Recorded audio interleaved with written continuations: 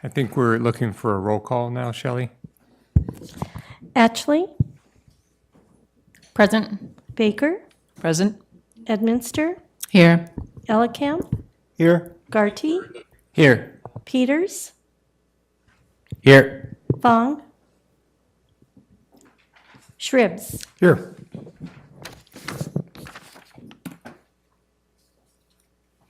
The first order of business is general public comment. During general public comment, the public is invited to make comments on items of public interest that are within the commission's subject matter jurisdiction and that are not listed on the current agenda. Public comments are limited to 3 minutes per person. Depending on the number of persons wishing to address the committee, time will be allocated in equal shares totaling no more than 20 minutes. I do have a few comment cards. The first comment card I have is from Terran Obeid.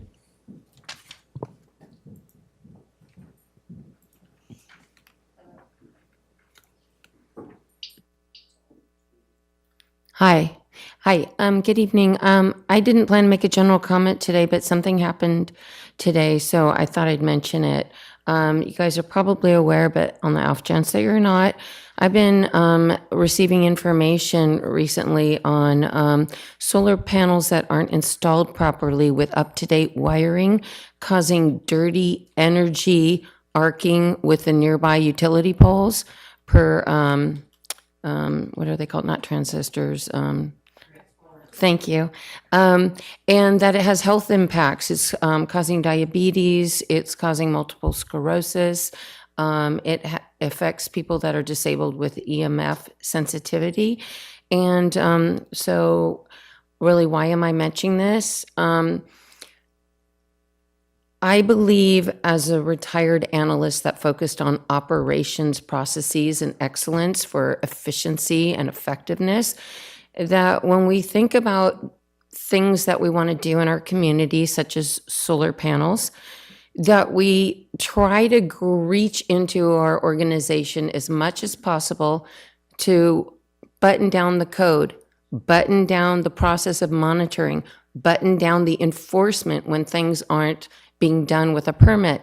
What do I mean things not being done with a permit? Well, I went onto our portal, our permit portal today, which is about 2 years old for the city. And I just started looking at my neighbors because I have a transformer right up in front of my house. And I'm like, oh my God, out of 8 of them, 5 did not have permits for their solar panels. And then 2 didn't have them for their EV charging stations in their garages. Okay, maybe they did get a permit and it's just not showing up. Let's hope so. But at a minimum, we're not going to have the right metrics if the data isn't showing us what we have. So I just want to make a point, whenever we can, don't just assume solar panels good without locking in what we need to lock in to make sure it's implemented correctly. Thank you.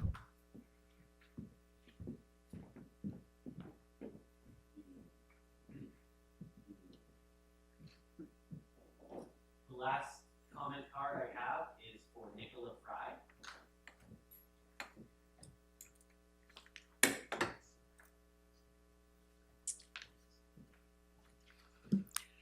Hi, I am the chairman of this Petaluma Senior Advisory Committee. Today, I'd like to address a matter of utmost importance and for the needs and issues of our seniors in our community. We all need to be involved in a crucial conversation about the challenges faced by seniors, and we need to explore the actual solutions to enhance the quality of life of those who represent 32% of our population. I don't know if you know, but at least 1 in 6 seniors lives in poverty. 96% live independently, only 4 reside in aggregate housing that provides care. 30% live alone. More than 20% do not drive or own a car. 1 in 9 live with mild to severe dementia. 20% need help with average daily needs, shopping, cleaning, cooking. 40% have ambulatory problems or limitations. 80% have 2 or more chronic medical issues. These and other facts of life lead to older adults bearing the brunt of all disasters. In 2021 heat wave in Oregon, the median age of those who died was 67. In the Camp Fire in 2018, 85% of those who died were over the age of 60. And during the 2023 fire recently in Lahaina, 73% of those who died were over the age of 60. Think of these facts and ask yourself, what are we doing for Petaluma seniors? As an example, Petaluma has 47 parks and miles of trails and sidewalks, but most are not senior or handicap or frail friendly.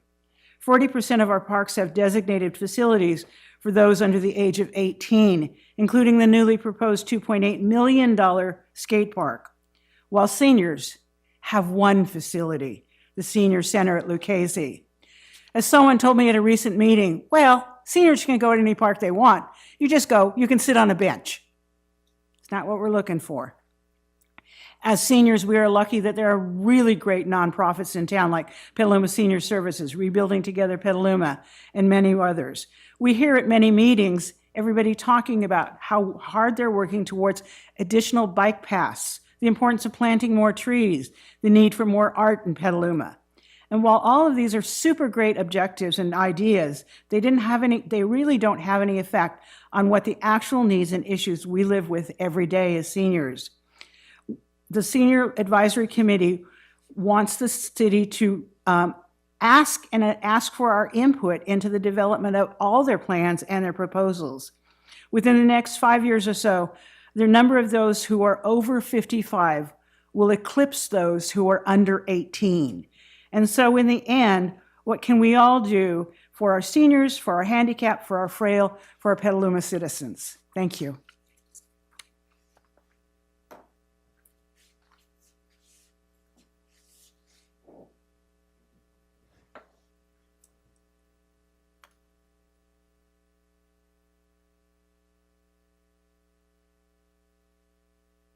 Thank you, Ms. Fry. I will say in response to your comment and in light of Rihanna's absence, I do understand that all of the formal city bodies are welcome to provide comments to the blueprint for climate action, and that feedback from the committees will be consolidated and provided to the ad hoc for their review in January. So if you have not done so, if your committee would like to do that, please take this as the opportunity to provide that commentary. Thank you.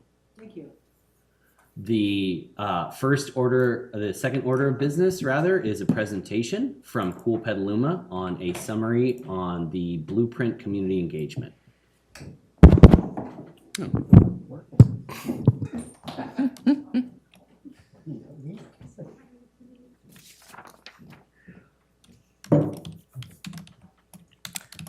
All right. Hi, everyone. Most of you know I'm Deb Fox with Cool Petaluma. I also have John Crowley here in the room. Natasha could not be here this evening, but she was integral in a major part of this campaign. So thank you for the opportunity to present to you. As you know, we are a partner with the city for their climate action. And next slide. Just for those of you, I think most of you know, but I'll just do a quick review that we're a nonprofit that inspires local community action, climate action through community building. And we gather people to create a collaborative team spirit, and we do that at the block level and in the community so that we learn together and we do action together. And so tonight is a little bit of building on that. So next slide, please. We were asked to help the city do community engagement for carbon neutrality. And so we did what you would call the outreach to the usual and the unusual suspects in the town. And I say the usual suspects because that is like our block leaders are the people, one of the first ones we reached out to. But I'll continue on as I need to remember to take a deep breath and read my notes. So apologies, I'm getting ahead of myself. But what we were charged with is allowing people the opportunity to provide, to learn about the blueprint and the importance of everyone's participation in the implementation, and then gather some feedback on some concerns and fears that may have come up around the blueprint. So starting in October, we engaged our climate action community through Cool Petaluma with our newsletter that has 1,600 people on it with a 65% open rate is where we started in October. We engaged our 209 block leaders and therefore in hopes that they all talk to their neighbors about it. Of that, we had a community dinner leading up to the open house that was here in October. 35 of the community attended, and they all were flipping through. This picture is an example, is from there. They were flipping through the actual action plans and having conversations around it, which is our way of building momentum to get people to even start to discuss the blueprint. We held a pizza party at the open house and had games for kids and really helped make sure that it was a community-friendly opportunity for them to come and give feedback. And then at that October meeting, as you all know, the extension was provided so that our community could have a longer opportunity to engage with it. And so what we then ended up doing was holding 12 community focus groups with 50 of our community leaders and coordinated 9 reviewer sessions with 47 subject matter experts to give feedback on the line item details within the plan. So as you know, to get that feedback on a 112-page document took a lot of different ways to try to figure out how to engage on it. So this is really where I'm going to give you just a really short overview of what we ended up using the majority of for our presentations is we translated it to human is how we describe it. So Patrick, if you'll do the next slide. And I'm not going to go through the whole thing. This is on in your packet and up on the packet webpage. But so this is what we presented to people in our focus groups is the city of Petaluma is committed to stopping pollution that is overheating the planet. Next slide. Why? It's to reduce local air and water pollution, to protect our town from extreme weather, and to protect the future for our next generation. Next slide, please. How? It's with our new blueprint for carbon neutrality. It's to help us guide, it's a guide to help us reduce the damage incurred by climate change. Next slide. And then the blueprint includes ways to improve building energy use, improve transportation options, save water in buildings and landscapes, create less waste for food and stuff, protect and grow our natural environment. Next slide. And then, I'm not going to go through all of these. Again, this is open to everyone to see, but we went through and translated some major goals, and the main piece that we were concerned with was the equity considerations. And so we went through there's 5 of the 7 action plans that were covered that we met with. If there's one more slide. There we go. We met with these 7 constituent groups. On the Spanish-speaking communities, we met with, hold on, let me catch myself up because I tend to not look down at my slide. We took an overarching strategy that was similar to the way the Cool Block program started, which is, we describe it as a benevolent pyramid. You start with the leaders, and we do capacity building that way, and we enroll them in this as a way to hear from the leaders in these communities. What the United Nations calls, in terms of capacity building, is the process of developing, strengthening the skills, instincts, abilities, processes, and resources that organizations and communities need to survive, adapt, and thrive in a fast-changing world. And so that really seemed appropriate for this application because it really is the relationships and therefore the network building that is going to make this blueprint really successful. So when those 12 focus group meetings with those 50 leaders, for the Spanish-speaking, it was with the religious director for the Spanish-speaking community at the Catholic Church. It was the owner of Cafe Puente, which is it's a Spanish-speaking cafe that you can actually go and point of it is to actually engage the non-Spanish-speaking community to come and speak with the Spanish-speaking community over a cup of coffee. With the McDowell Family Resource Center. For the disadvantaged communities, we met with Rebuild Petaluma, Mid-Penn Affordable Housing, the Redwood Empire Food Bank. For seniors, we met with the Senior Advisory Committee, Age Friendly Petaluma, Petaluma People Services. We met with the Community Relations Council that includes our faith-based leaders. We met with Petaluma City Schools and the WA School District. We did not get a chance to meet with the Adobe School District. It was the one other, there's actually many more school districts surrounding Petaluma, but there's actually only 3 within the city limits. I did not get a chance to meet with Old Adobe, but I did give a presentation to the Safe Routes to School Task Force Committee, which does include all the superintendents of in our schools, in our city. We met with the Chamber of Commerce, and then we tried the farmers market to see how that was our first place that we tried, and we realized that that wasn't going to be the most successful, most engaging way to really get feedback because of how much information there is to digest on a plan of this size. Next slide, please. And so trying to figure out how to gather all the feedback, I thought it would be fun to do a word cloud to demonstrate the words that came up a lot when we were in all of these meetings. And you'll see that the two biggest ones are renters and landlords. And so next slide, please. This is where the key feedback really is education. And it sounds so obvious. Of course, education is needed. But when we speak with these community groups, the main things they're talking about is the fact that this language needs to be relatable and it needs to dispel myths. And it needs to engage everyone, and that's how it needs to be big and ongoing. And if we're going to, obviously, if we're talking about behavior change, the messaging needs to be understandable.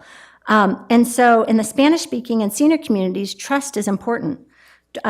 The Spanish-speaking communities, it's the church and Univision are their two main outlets that they're most likely to trust about information.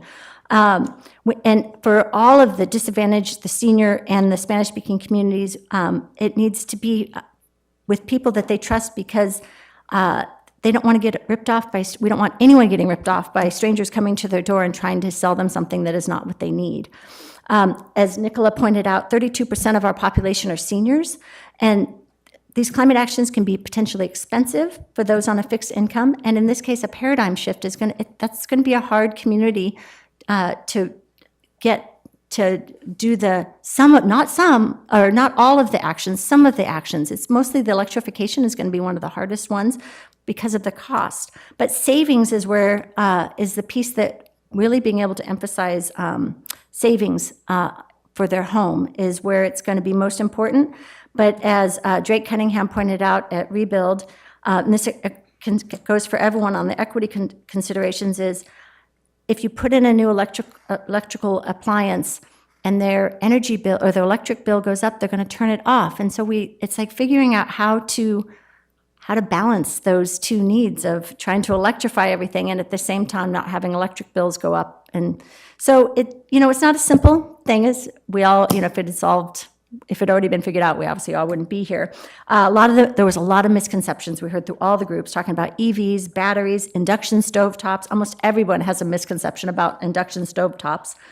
But we also learned that there's a lot of organizations and models for working with the low-income families and the other disadvantaged communities, like the McDowell Family Resource Center, Petaluma People Services, and programs that are farther afield in the state that are examples that we can bring here to help our community.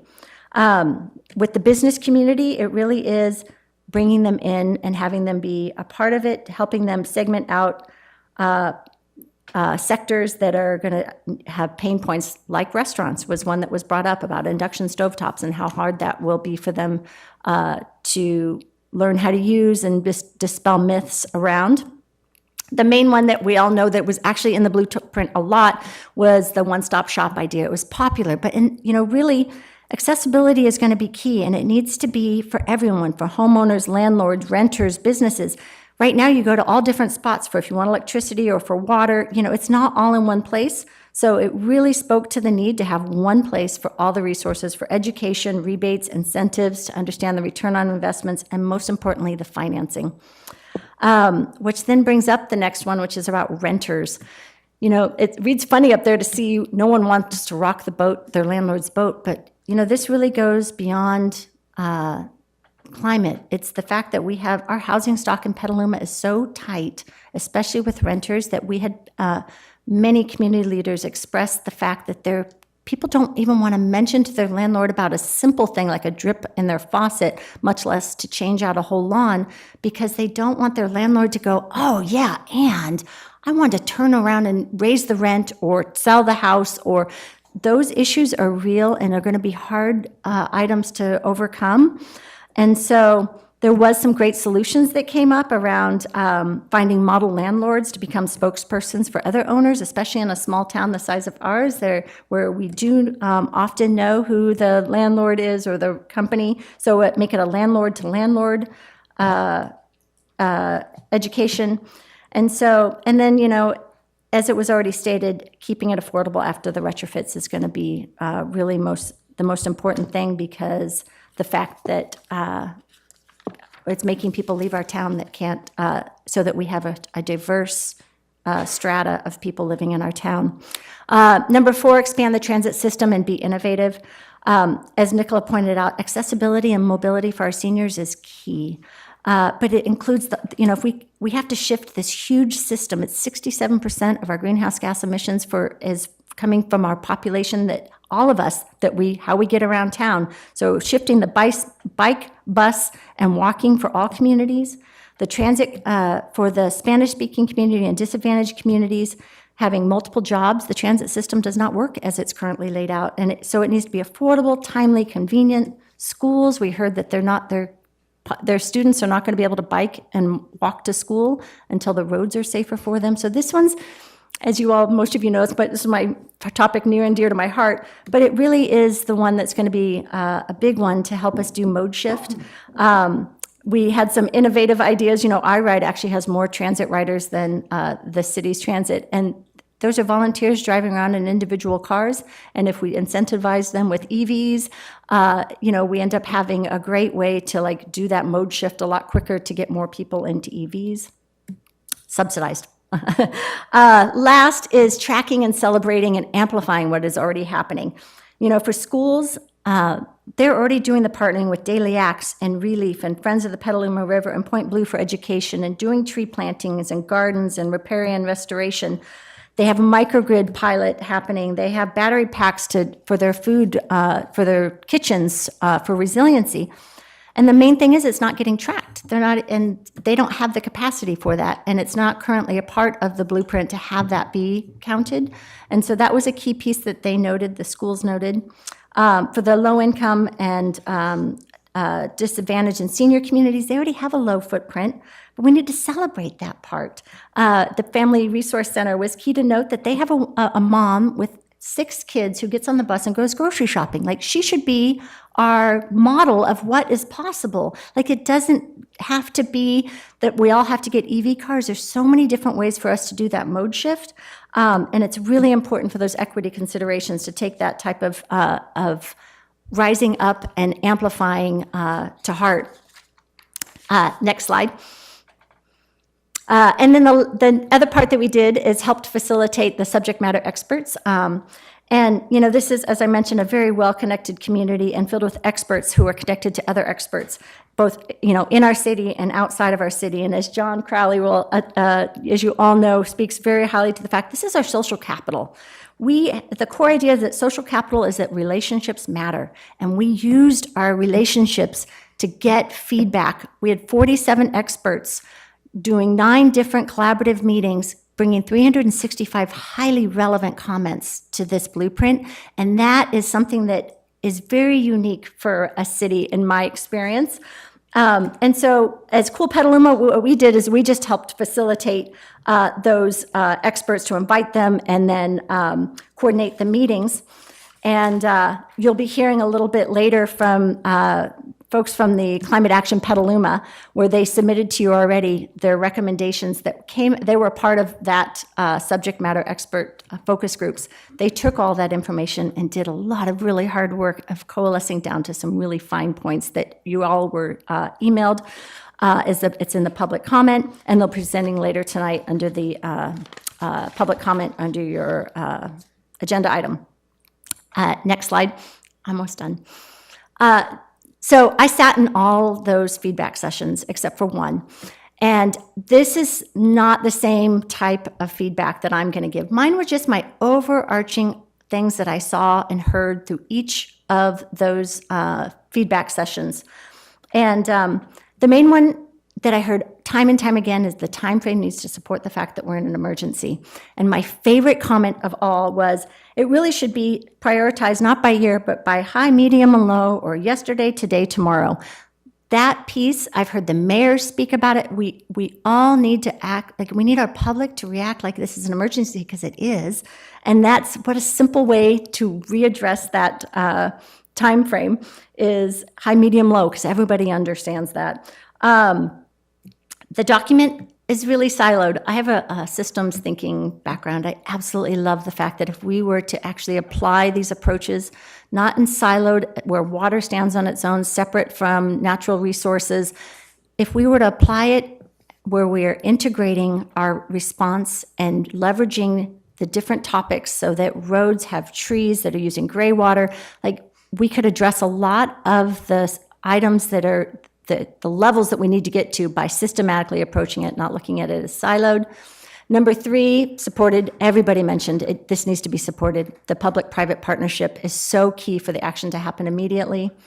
Leveraging resources, the first one being making sure that the climate actions are throughout every single department, which it is, but it needs to actually be through every plan, that we're utilizing what's happening in our surroundings, cities and county, and obviously state and federal resources. But really also what's here in our city is really maximizing our resources and putting them together in a way that makes it that we all rise together and address this solution is going to be key for success. The last item is that, I just have to I feel like I'm just representing the 47 and 50, 90, almost 100 people that came engaged with this is an opportunity for our city to be a model, that no one wants to see this blueprint sit on the shelf. And so we heard that over and over again. And these comments were thoughtful and expertly provided, so we hope as much of the feedback as possible can be included in the blueprint, and that it remains a living document for our community action. And on behalf of Cool Petaluma, we are grateful to be a part of building the network of trusted messengers and look forward to being part of the blueprint action so that we can build a resilient, community-driven home that we call Petaluma. So thank you. Does anyone have any questions? After all that, sorry. Is there any questions?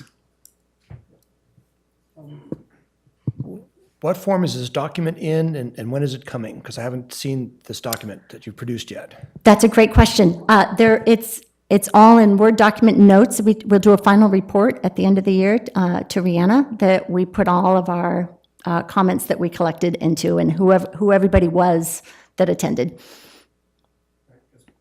We do have a system in place here in the city, also on our website, where you put a page number down and then put your comments on that, so it's by page number, because we have to integrate your stuff with climate action, with all our stuff. Oh, that, yes. So it's the editing gets difficult if it's just free format. Oh, yes, no. My apologies. Those 365 comments are line item, page numbers, what action plan. That has been submitted to the city. I missed that part. That has already been submitted. There's 365 comments. The community feedback is more of, those aren't line item, and that wasn't what will go into those. That is more of an overarching, just how we engage and how we continue to engage, and that is in a report. That is not the line item feedback. And is those 365 line items, is that the same as what the Climate Action Yes. Committee just turned in? Yes. 'Cause I read those. No, it was the one that the consultant gave for everyone to give feedback on. It's an Excel spreadsheet that you had to list what page, what action plan, and then you gave your feedback on a line. So that's what was submitted, the 365 Okay, comments. I haven't seen that one yet. Okay. It was submitted to the city and to Rihanna. So I don't know if that goes, I'm not sure of city process to know where those comments, because that would be the equivalent of what Ramey had on their website where you just submit things. And so I don't know if that's just going straight to Ramey or that would be a Rihanna question that I wouldn't be able to answer. Yes, I've submitted mine, and so I'm not sure of where exactly itself. Yeah. But it went into the system. And Yes.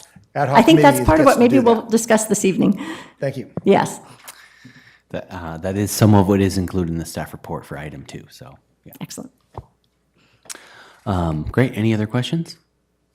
Okay, so that concludes our presentation. Great, thank you. And, stick tight for those of you who have submitted comment cards for the second item. We're moving on to approval of the minutes. So have there been any changes to the minutes? Okay, the minutes are deemed approved as drafted. Item number 3 on the agenda, public hearings and matters of consideration. Climate Action Commissioners will discuss their individual feedback of the blueprint and provide the blueprint ad hoc with copies of their feedback matrices for consideration.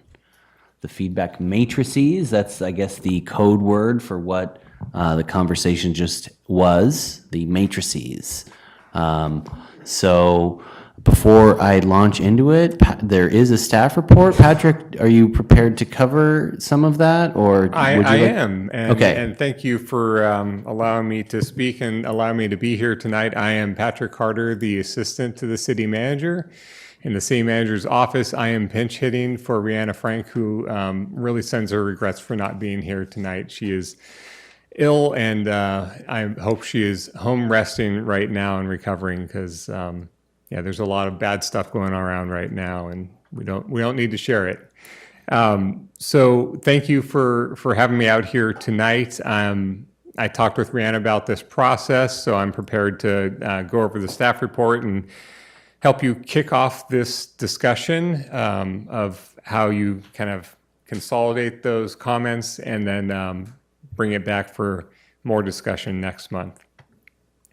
So as you're probably more aware than I am, there's an ad hoc group that's charged with this consolidation of all these comments. We need to do that consolidation in a public meeting, so that's why it's happening here instead of more efficiently in like a Google Doc or something that could be shared and being done more quickly, but to make sure that we're in compliance with the Brown Act and doing all the public's business in the public, that's why that discussion is happening here. And it also, even more importantly, allows the public to see what's happening and have their feedback incorporated into that discussion as well. So as I understand it, there was a process open on the city's website and also discussed at this commission where feedback on the blueprint was being done. I think in the last discussion, there was a mention of the website and the feedback solicited from the public. And as I understand the process, January 21st is when all those comments are going to be consolidated between staff and Ramey, everything that we've heard from all the members of the public. And I believe in February, that information is going to be coming to this commission for receipt. So if you can enjoy the winter break and you know, discuss it more in January and February, I believe you'll be having a more thorough discussion on that. So with that, I believe the purpose of this meeting is to really look at the matrices that were provided. They're all on the website. The commissioners were asked to read through the blueprint, make any comments, any changes, make notes. And I think what is hoping to be happened here is going through, asking clarifying questions from commissioners if need be. Obviously hearing from the public, their comments on there. I believe there were at least 2 comments that were included in the public record, received by email prior to the meeting. And have a discussion on what needs any clarification, any follow-up, so that the ad hoc can do its tough task of taking that information and trying to synthesize something for the commission to consider at a future meeting. So with that, I'll happy to try to answer any questions you may have on this, and appreciate the discussion tonight. Thank you, Patrick. I think one of the most helpful pages of the staff report is page 3, which goes over the timeline. I think that's probably the most relevant and somewhat confusing at this point. And so I'll just list some of the relevant dates and so that it's clear to everyone. So here we are, December 14th, where the CAC members provide their individual feedback to the ad hoc. So that essentially has been done. That is the purpose of the attachments, which the ad hoc has received. I will say, Patrick, those attachments were PDFs, and the spreadsheets contained, at least mine, were formatted such that a lot of the content was missing. So I would make sure that the ad hoc receives the spreadsheet version of the commissioner comments. As well as any other matrices. So any matrices received by the ad hoc should be in Excel format. So that's the purpose of this meeting tonight. And again, we're going to provide our high-level comments, our most important comments, and hear from the public on this topic. A couple other important and relevant dates, and I'll include a couple of my own here. So the first, January 3rd, review period for Petaluma CCBs closes. And so this is not a super well-known aspect of the blueprint.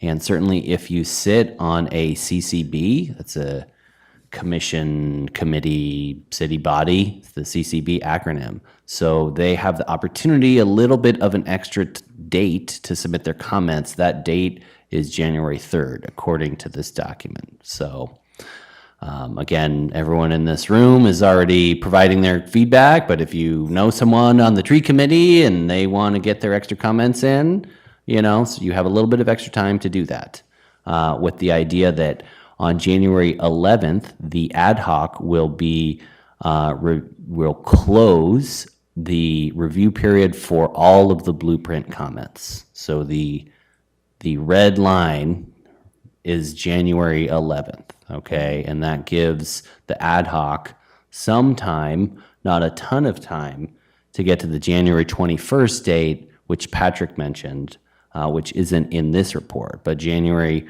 21 is then when the ad hoc is supposed to provide their comments. Ann? Hello?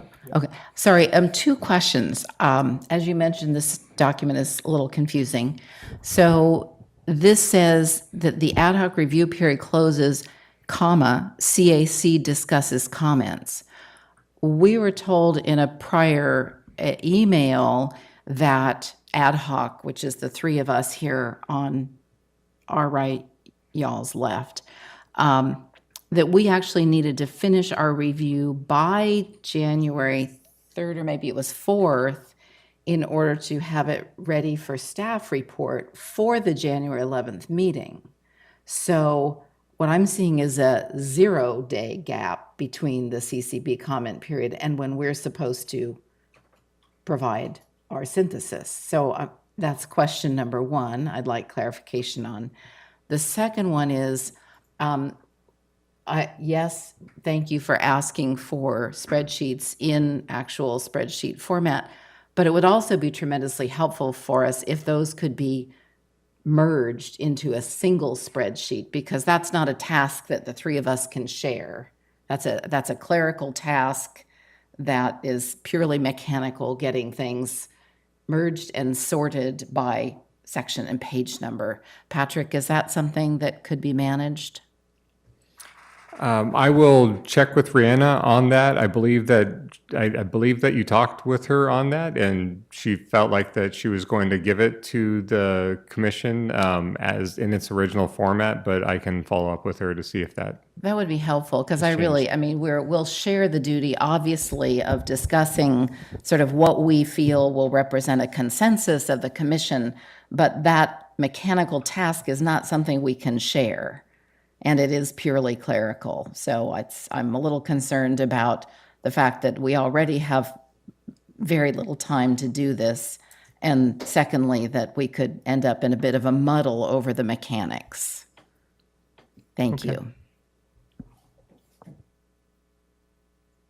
And to answer the first question about when do the comments need to be done by, I would assume it is correct that there does need to be some time between when everything's done and when the packet gets published, and that's usually at least a week. So I would assume that there is very little time between when the review period for the CCBs closes and when the ad hoc needs to finish its discussion so that the packet can get published, unless we're presenting something on the fly, but that usually doesn't work the most efficiently. So partially to answer your question, so what is clear is after January. So January is still, there's some work to be done, and I have had a conversation with Rihanna about this, but the February 8th meeting is the workshop to discuss feedback and recommend edits to the blueprint, and the March meeting is to move forward and have a vote to potentially adopt the meeting. So again, January, still some loose ends. February, very clear the purpose of the workshop, as well as March. And then, a note to the planning commissioners, March 26th is their opportunity to adopt the meeting, adopt the blueprint as well. And ideally, they would provide their comments by the January 3rd review period. Patrick, I will say, in speaking with Rhiannon about this, she has not engaged the planning commission staff liaison, and so they may not be aware of this. And so if they think they have the opportunity to make edits at the March 26th meeting, that might be a misalignment of expectations. Understood. We'll follow up. Oh, yeah, I got a question. I'm kind of a calendar dork, so bear with me, but it seems to me like, why couldn't the ad hoc have until prior to the February meeting to consolidate all our comments? I mean, that seems like a proposal that's reasonable. I don't think there's any formal adoption we need to have to that proposal, but It's an enormous task to. I mean, I'll back up and just say I want to thank Cool Petaluma for a remarkable job, organizing all this feedback. We haven't ever had this amount of feedback, and I think it's actually the first, a really great sign, that we'll be successful in our endeavor because we've done right at this step. But for us to digest all this information and then to come up with a concise number of high-level comments, which is what the consultants want, rather than this laundry list of edits, I know I could use more than a day.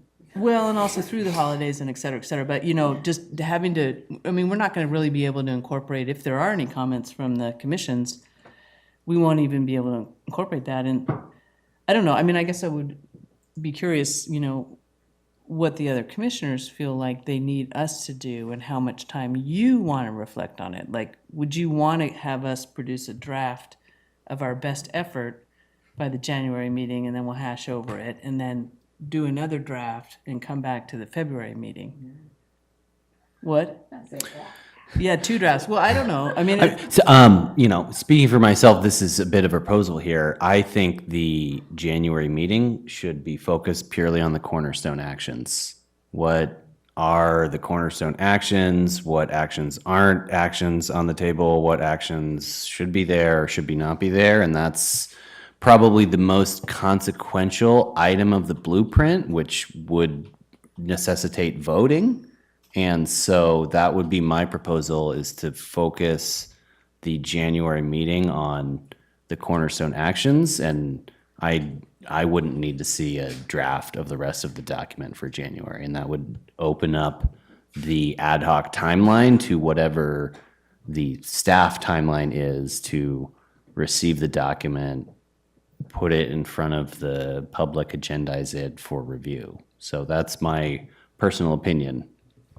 Could I offer a friendly amendment to that notion, which would be that if we were to do that, it maybe be viewed as a preliminary stab at the cornerstone actions, since once we go through more content, we might have somewhat different ideas, all of us, about cornerstones, so that not be set in cement as of January, but.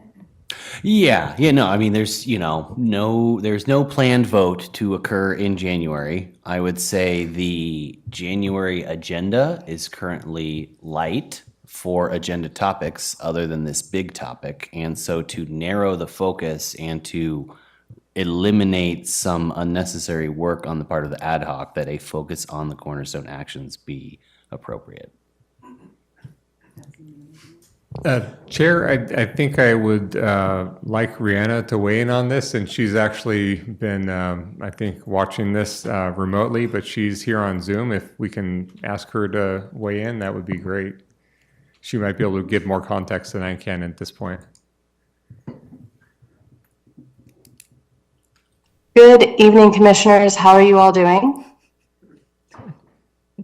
Yay, I am here and watching, and I've been answering you all in my head, so I wanted to zoom in and see if I can add some clarification.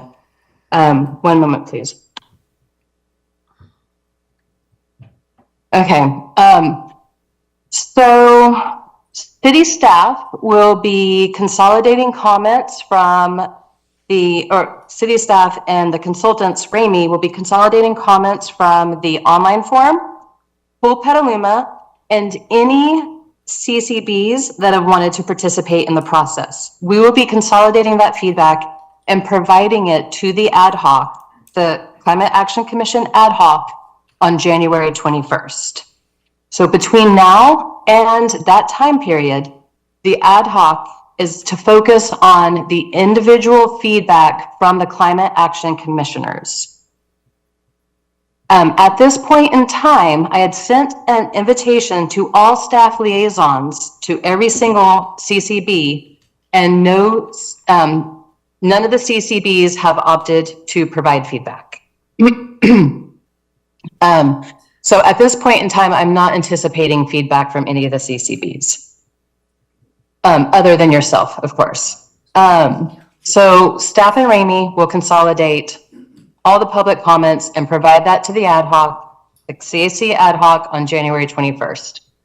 The February 8th meeting is when the hope is the CAC ad hoc will come to the whole commission with a singular document that represents both the individual CAC commissioner feedback as well as the public feedback that we are going to provide to them on January 21st.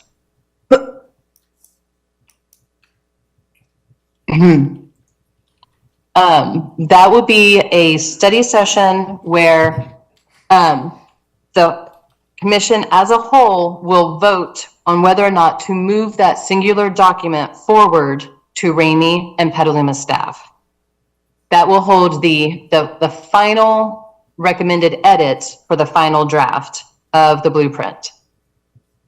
Ramey and staff will work to update the blueprint, and then we'll bring it back to the CAC in what we hope will be the adoption hearing in March 14th.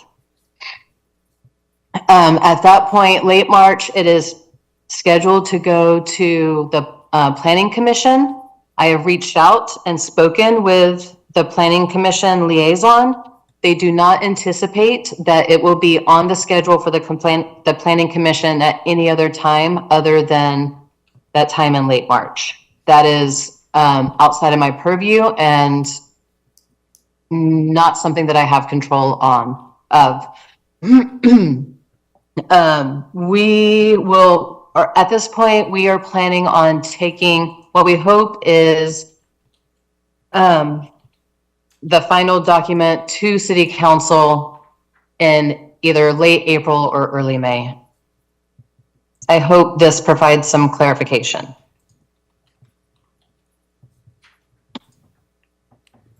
Councilmember Shribs? Maybe, Rihanna, if just clarify a little bit, because I'm still a little confused as to what the ad hoc is doing specifically. Because if they can take our comments, are they to compile ours into a single document of comments so that it's all still in the same matrices to turn in, or do they actually go to the document and start editing the document with our comments? Which is a different level, it's a different thing entirely, of just compiling edits for you or actually editing the document based on our comments. Which one is that? I'm not sure. The ad hoc is tasked with taking the individual comments from each commissioner and turning it into one document that represents the entire commission. Because Ramey will only be accepting one comment matrix that represents all of the Climate Action Commission's feedback. And that's what we're going to be hopefully seeing on February 8th.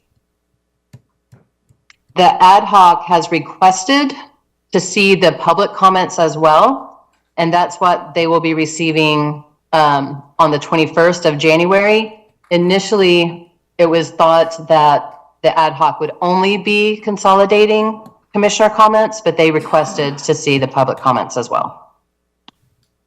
Okay, thank you. That clarifies it for me. Hopefully, take care of you guys. You know what you're doing? No.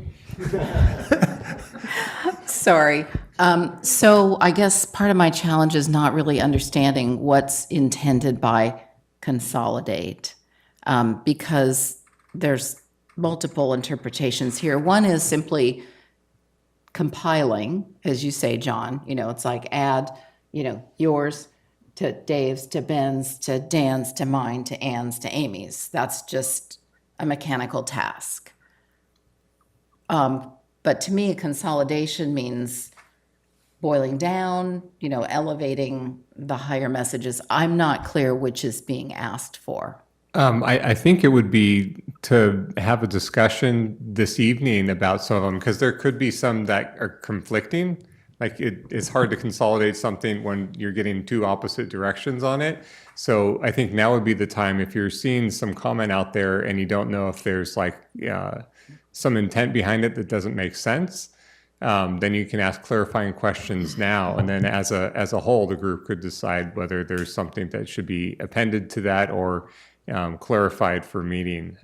So that's what's happening now. And then I think beyond that, it would just be a matter of the ad hoc pretty much going through and combining all the different comments and making sure that there's not, conflicting overlap. Okay, I I would think make that, a can I jump recommendation for that process. So if we can, with staff, take the Excel spreadsheets that we have created and turned in, and if staff could then do the actual compiling, which is just putting them together, but on each one of us have our names as another column in there that could be sorted as well. And so the whole document could be sorted by person or by page number or by section. And so at least if the staff could compile it for the ad hoc committee so that they would have an easier time then consolidating those into more clear statements that they would recommend one or the other or restate it in whichever they want. So I think that would make their job a whole lot easier if that was done by staff for them. It strikes me that the main task of the ad hoc is to actually do the work of working through the conflicting comments and the different priorities that people place, in different parts of the document and coming up with a coherent set of edits, right? So, that's a lot of digesting of a lot of different points of view to find out what's rising to the top as the most important things, and then we have to filter it through the way the document's constructed. The cornerstone actions don't relate entirely well to the action plans in each of the chapters. And I think that's a bit of a challenge, because if it's meant to be an overall guide, you'd like to be able to go to the cornerstone actions and it would then direct you clearly in this kind of flow path to the action items. So I think, in my view, there's something that needs to happen there so that it's a more effective blueprint for the community. So anyway, that strikes me that that's our task, and that we would do the best job we can and then get public feedback and feedback from the rest of the commission at the February meeting. And either we, get it right, and it can move on, or we have to spend another month editing it and come back, in which case we might miss some of these deadlines. But I do agree that it'd be nice to have it compiled. That doesn't strike me as a huge task to just merge all the spreadsheets, sort them. It's not that big a deal. No, I'm wrong. Does that mean you're volunteering to do it? I kind of want to just get it done, to be honest. So yeah, if it's gonna sit around for a couple weeks and not happen, then yeah, I'll just do it.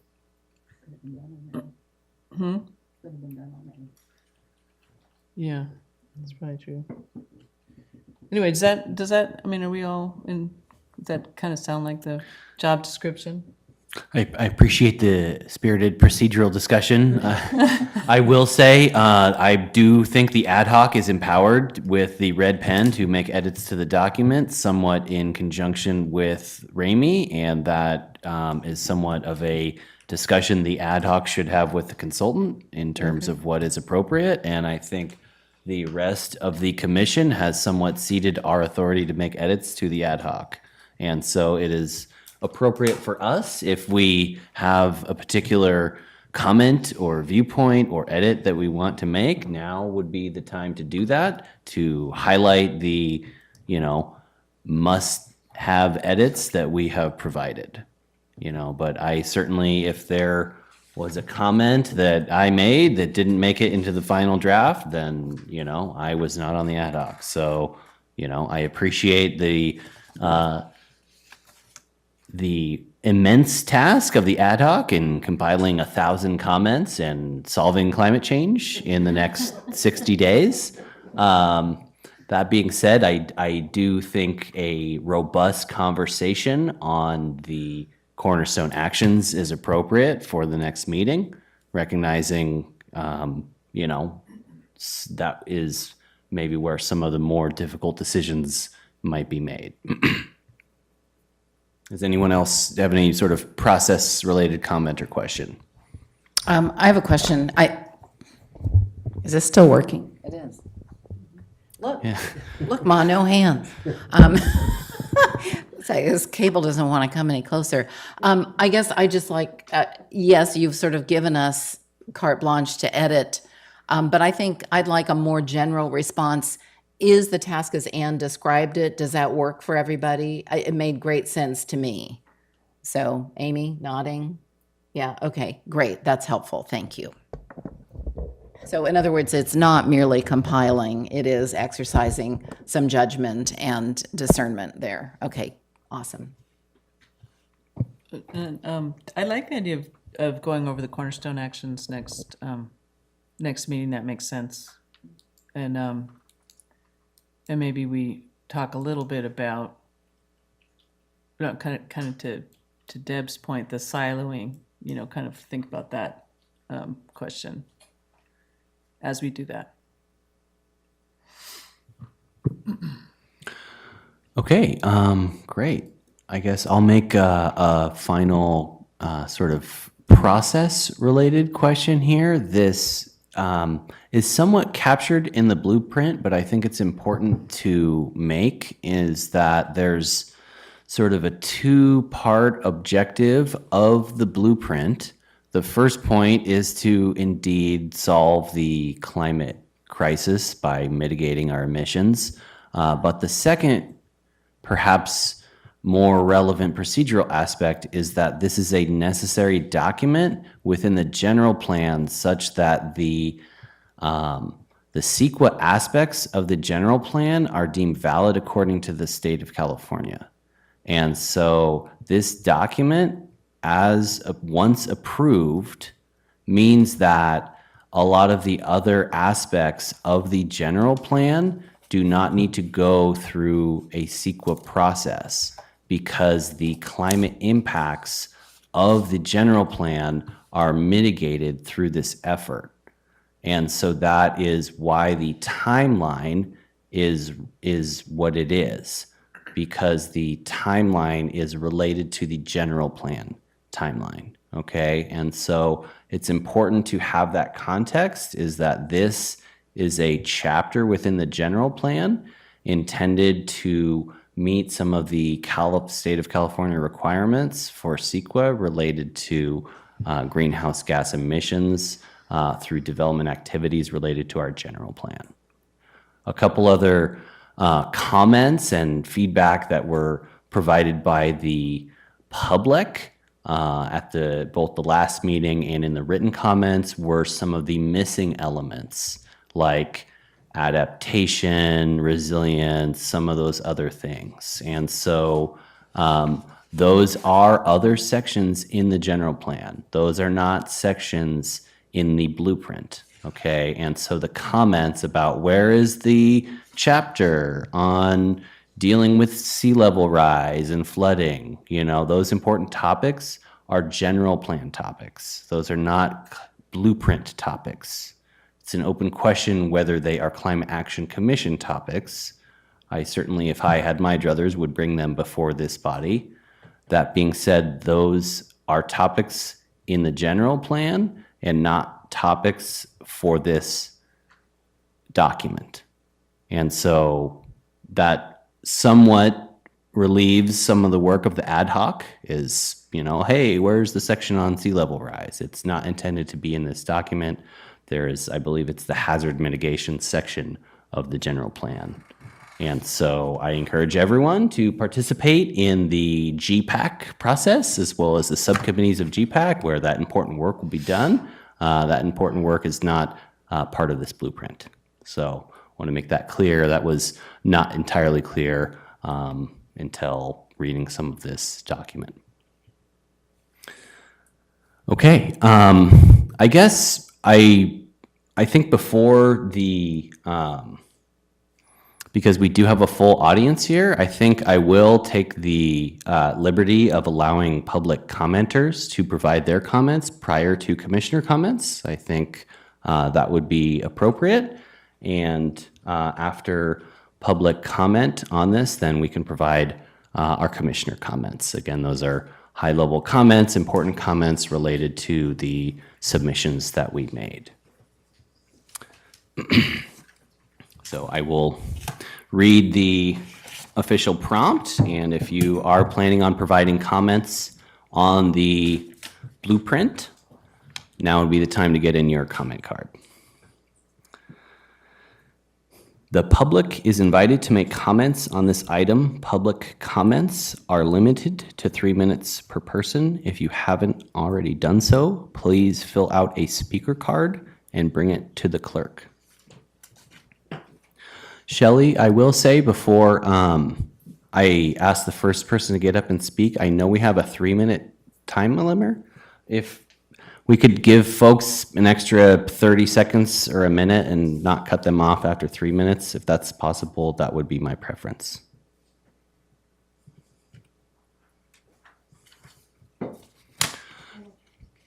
Okay. The first speaker card I have is for Andy Schrader, representing Climate Action Petaluma. We switch order? We asked to switch order to sequentially. The first speaker is Trayton Heckman of Climate Action Petaluma. And then, do we have a little more, sorry, do we have a little more than 3 minutes as a whole for, because it's just Andy and I, okay. Thanks. Good evening, commissioners. My name is Trayton Heckman. I'm with Daily Acts and Climate Action Petaluma.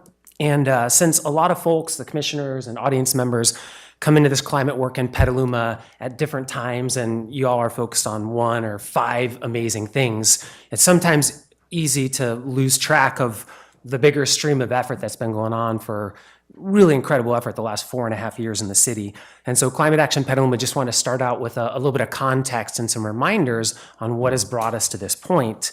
And so, because when we highlight what's working, we could build more of it. So 4.5 years ago, Climate Action Petaluma was founded to draw attention to the climate emergency and to ask the city to declare climate emergency and to form what is this body, the Climate Commission, as well as to take action.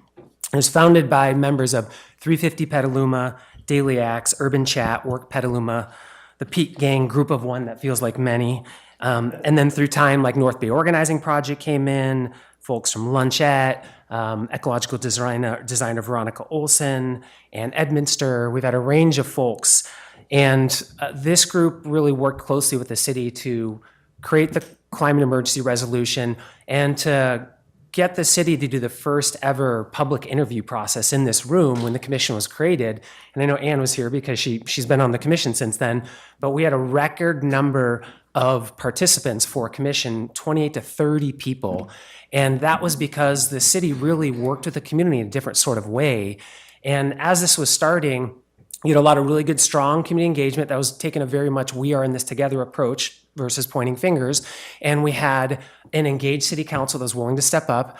And we had an incredible staff that was led by an awesome new city manager, Peggy, that started at the time. And so this trifecta of engaged community, active engaged council, appointed and elected members, all taking action together, has been able to enabled a lot of amazing things to happen. I think, as most of you know, the climate emergency framework, the next year in 2020, right when COVID hit, was written in partnership with the commission and about 24 community members and some of the organizations that started Climate Action Petaluma wrote this 50-page document together, heavily driven by community influence. This eventually led to new folks running for city council and shifting our majority, new folks running for commissions. It led to founding Petaluma Equitable Climate Action Coalition, Relief, Cool Petaluma that we heard from Deb, Safe Streets. It led to Veronica and a team of people winning the Sustainable Design Challenge. Just a phenomenal array of civic engagement and new organizations and coalitions starting and stepping up, hiring our fabulous new climate manager so Patrick and team could get some help, all in that, and many more things. And so just wanted to, bring this back to, this was all rooted in community engagement, working with the city. And the original climate framework, it really states the critical role that community engagement needs to play in actually solving, working on the climate crisis. And so we just wanted to kind of give a little bit of that background and context. And then to also say, kind of like what Deb touched on, so Climate Action Petaluma members organized about 50 expert volunteers locally, all the way up to state level experts. And that's where a lot of the 357 comments you have came from, which we collated into a 15-page document, which we'd say cornerstone actions are important, but there's also a big ideas bucket, which doesn't always fit in cornerstone action. So I think that's an important thing. Or 3.5 Climate Action minutes. Petaluma thinks that's an important thing to look at. And then just wanted to note in particular, one essential thing is that, as I mentioned, the framework really calls out the importance of civic engagement and community ownership. And there's no section for community engagement in the blueprint, yet it's essential to the success. So we want to really underline the request to create an 8th standalone section that's on community engagement and empowerment. And there's some drafted ideas that were submitted to you. And about ways to go about that. So I think that's it for me. Thank you very much for all of your hard work as commissioners and as council members and as staff. And Andy's going to share a few words now too. Thank you very much. The next speaker card I have is for Andy Schrader.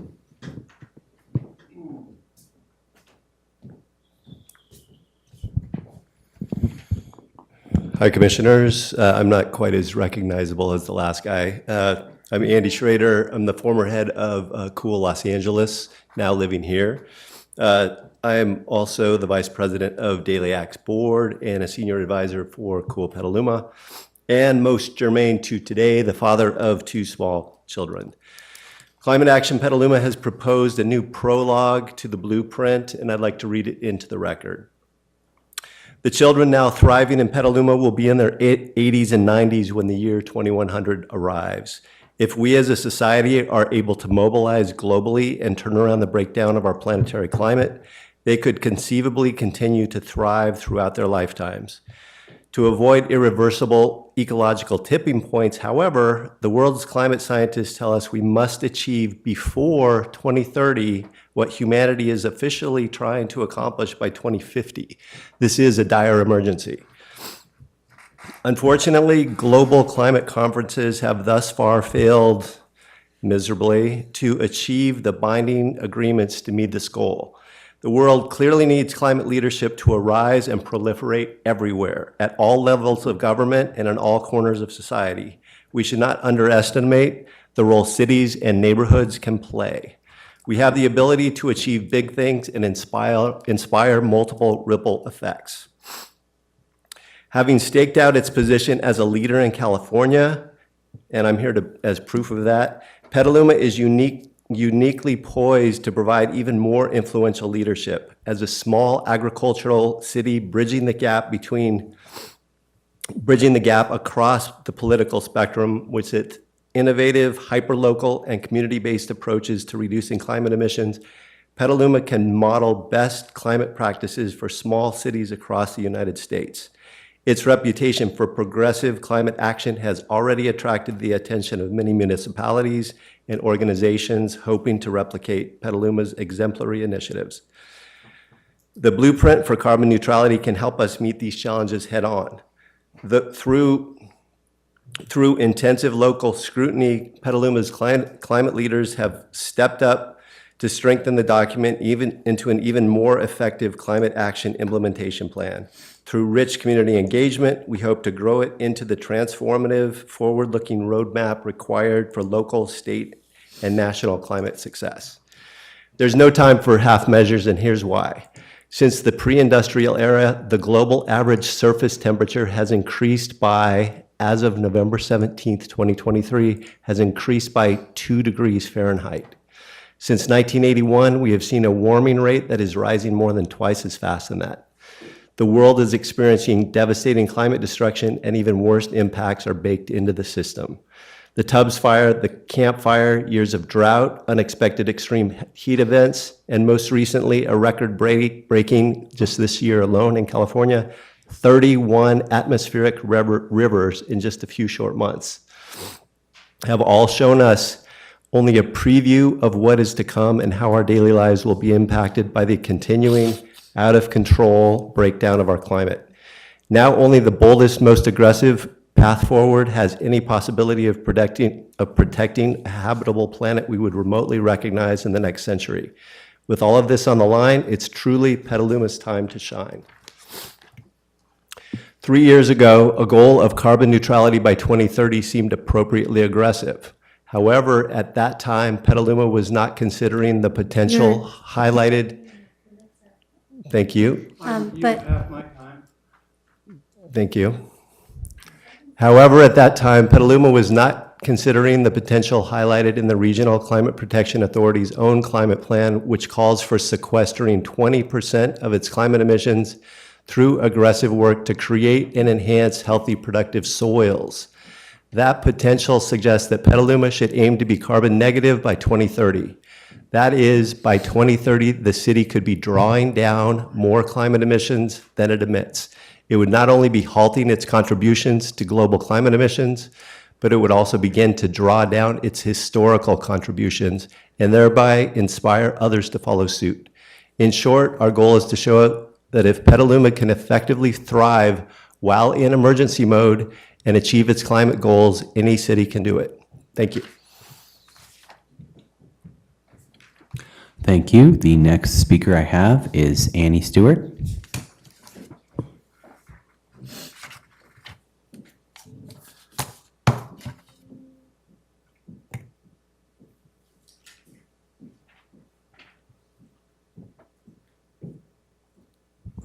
Hi, Annie Stewart with Climate Action Petaluma and 350 Petaluma. I'll be very brief. I just want to simply reinforce one point of many in the 20-page document that we sent to you, and that it's this. Let's not only focus on low-hanging fruit or climate actions that have the biggest bang for the buck in terms of cutting or drawing down greenhouse gas emissions, although those are incredibly important. Let's also be sure to identify and prioritize those climate actions that have many co-benefits. By doing so, we will solve several problems at the same time and help motivate the community to support our efforts. I'll give just one example of an action with many co-benefits, and there are several in the document that already exists and that we've proposed. One is the elimination of artificial turf.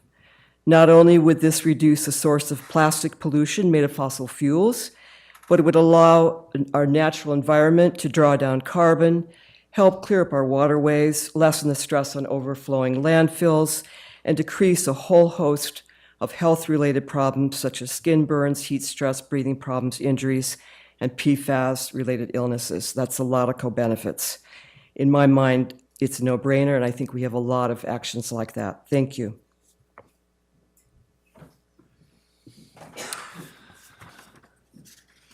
Thank you. I have 4 more speaker cards. The next speaker is Nicole Camarda, followed by Taryn Obaid.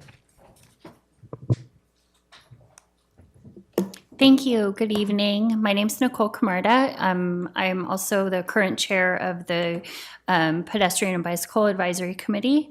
And I do just want to acknowledge that I would love to be corrected, but we were not informed about the opportunity for CCBs to have feedback.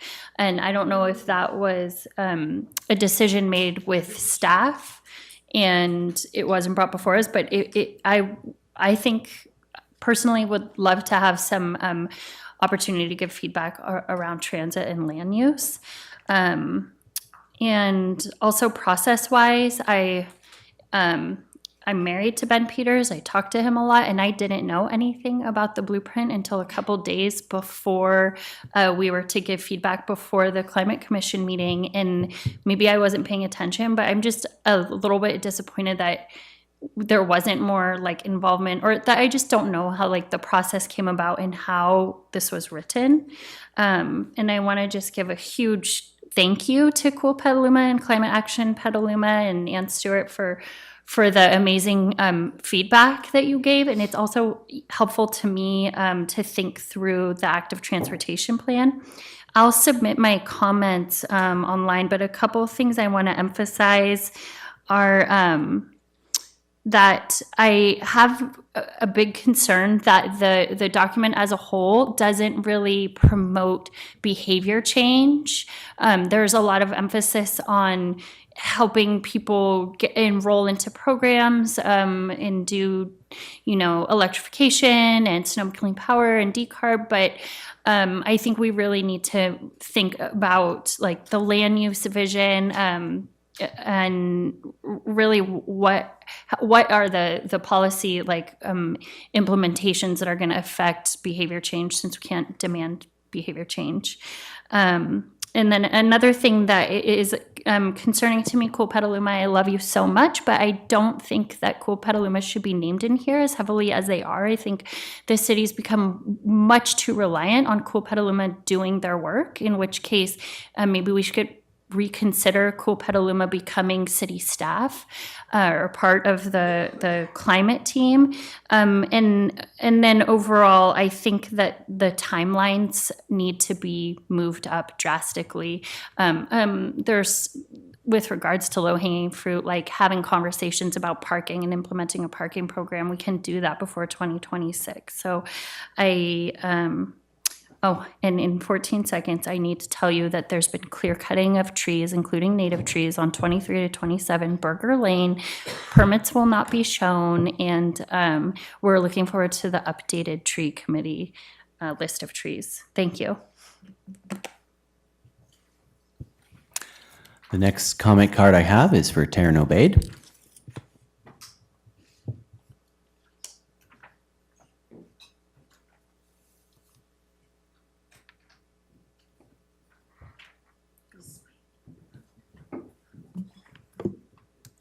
Hi, my name is Taryn Obaid. I am on our tree committee.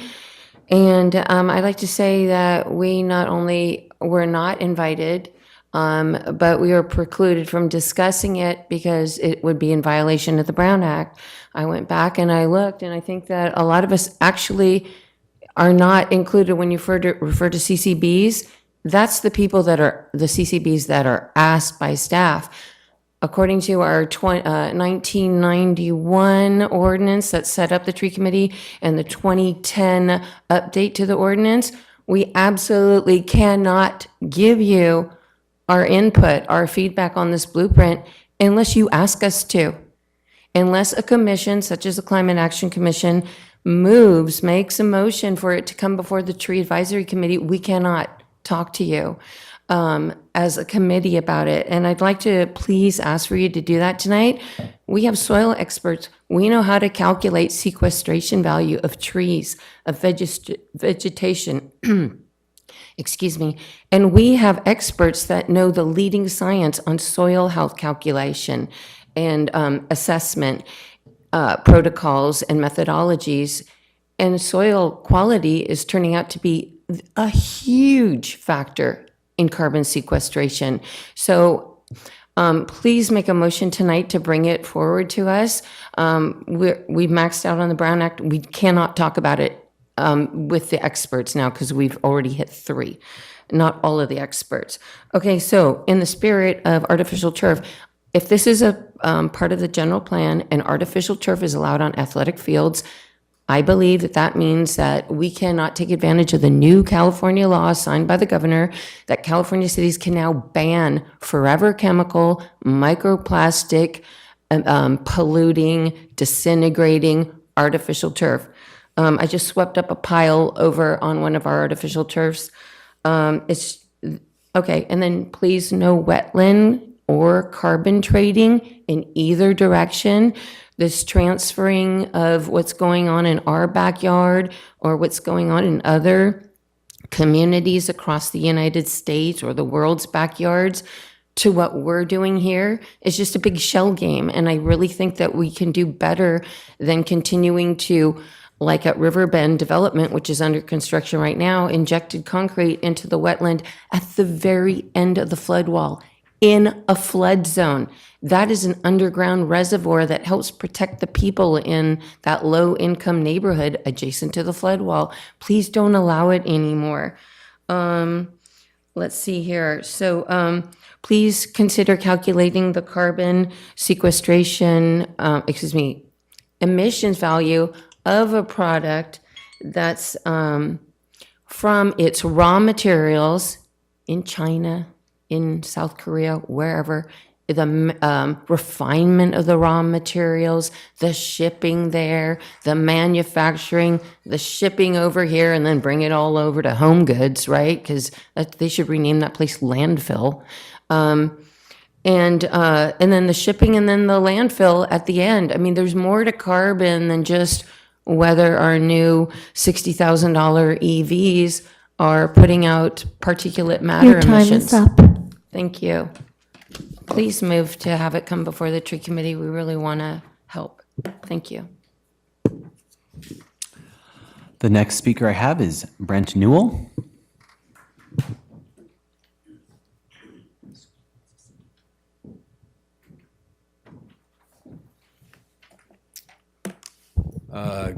Good evening, Chair, members of the Commission. I'm Brent Newell. I'm an attorney. I'm not representing anyone here tonight, just myself. I'm on the GPAC and really appreciated reading the blueprint and providing feedback. I'm going to reserve like my substantive comments to future meetings, but I did want to ask for some clarification. I heard city staff say that no feedback was received from any CCBs. Is the GPAC a CCB? Because we provided comments on it. Sharon Kirk and I did. So I just want to clarify whether the GPAC is considered a CCB and whether you are indeed forwarding our comments to the ad hoc. I'd suggest you make your comments and then we can respond after everybody's made their comments. What? Please make all your comments and we can respond at the end. This isn't a back and forth right now. That is the end of my comments.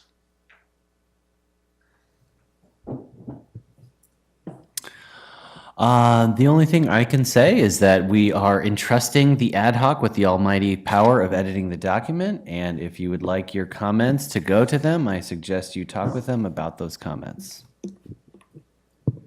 Be on the lookout for comments from the GPAC. Thank you. The next speaker card I have is for Dwayne Bellinger. Dwayne Bellinger here, quickly. I enjoyed some of the comments that were written by members here, and I really appreciate all the good work you've done. I especially liked the comment that somebody wrote in that this is a dire emergency, climate catastrophe. And I enjoyed somebody writing that we should convey confidence in our final instructions. One of you had written about conveying confidence. I like the use of the word implement rather than consider, well, especially where it's talked about gas-powered lawnmowers and garden equipment. One of you wrote that, I believe.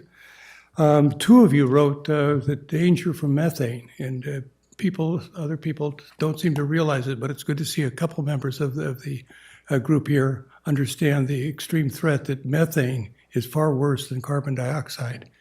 And we should consider how much our farm products locally contribute to the methane problem. And the last one that one of you mentioned was car culture, and that all of our subsidies to build a car culture for the last 100 years have basically enslaved us to carbon dioxide and enslaved us to destroying our culture. I would suggest that we end the subsidies. Thank you. And The last speaker card I have is for Veronica Olson.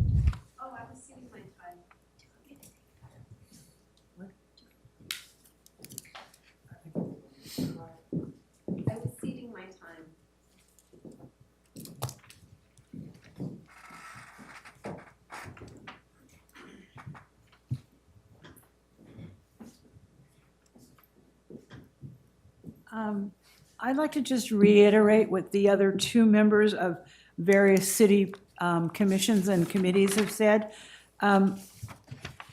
We, as the Senior Advisory Committee, were not advised about this. We had no way to put input in without you asking us for input.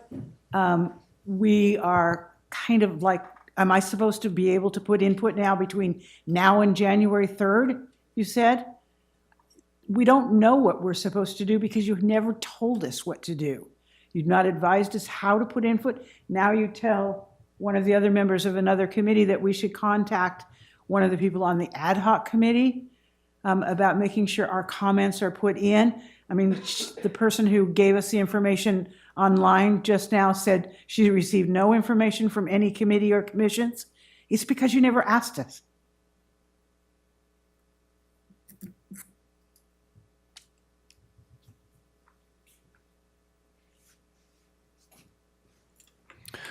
Okay. With that being said, I guess before we launch into the commission member comments, I think there was a public comment regarding adopting the request for CCB comments. So, with the privilege of not having the city attorney here to discuss the Brown Act, I will leave it up to Mr. Carter to provide a bit of guidance on this topic. Thank you. I'd first like to respond to some of the public comments that were received. First, I think there's a misunderstanding that this commission owns the blueprint. It's a city document, and the commission is trying to be the face of it to try and get it out to the community in addition to what city staff is doing. It's been part of our community updates that happen multiple times a month. It's been part of our social medias. We've had Cool Petaluma go out into the community and discuss it. So I think if there's a feeling of frustration that other CCBs, committees, commissions, and boards haven't been invited, I don't think that that's necessarily properly directed at this commission because it's not their responsibility to do that. I do know that the liaisons, so that would be the staff members who are the representatives talking to the chairs and the commissions, were invited to bring this to those CCBs, and I don't think that there was an overwhelming response given what I've heard from Rihanna on that. So, it's a bit of a conundrum. I'm definitely understanding that there's some frustration, feeling like there's people left out. I will just say that there's nothing that prevents those committee and commission members from going to the city's website and looking at the blueprint there, making their own decisions on it and commenting as individuals and providing that feedback. I think that that's completely valid and something that can still be accommodated.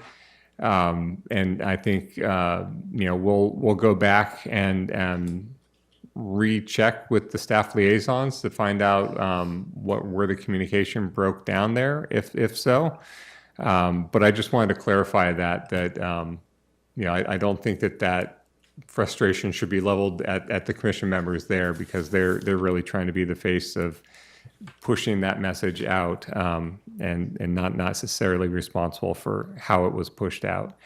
The other issue about, and I'm not quite sure if I understood it correctly, but other commissions can take this issue up if it's on the agenda. There's not like a limit to the number of things that can be discussed in a certain year.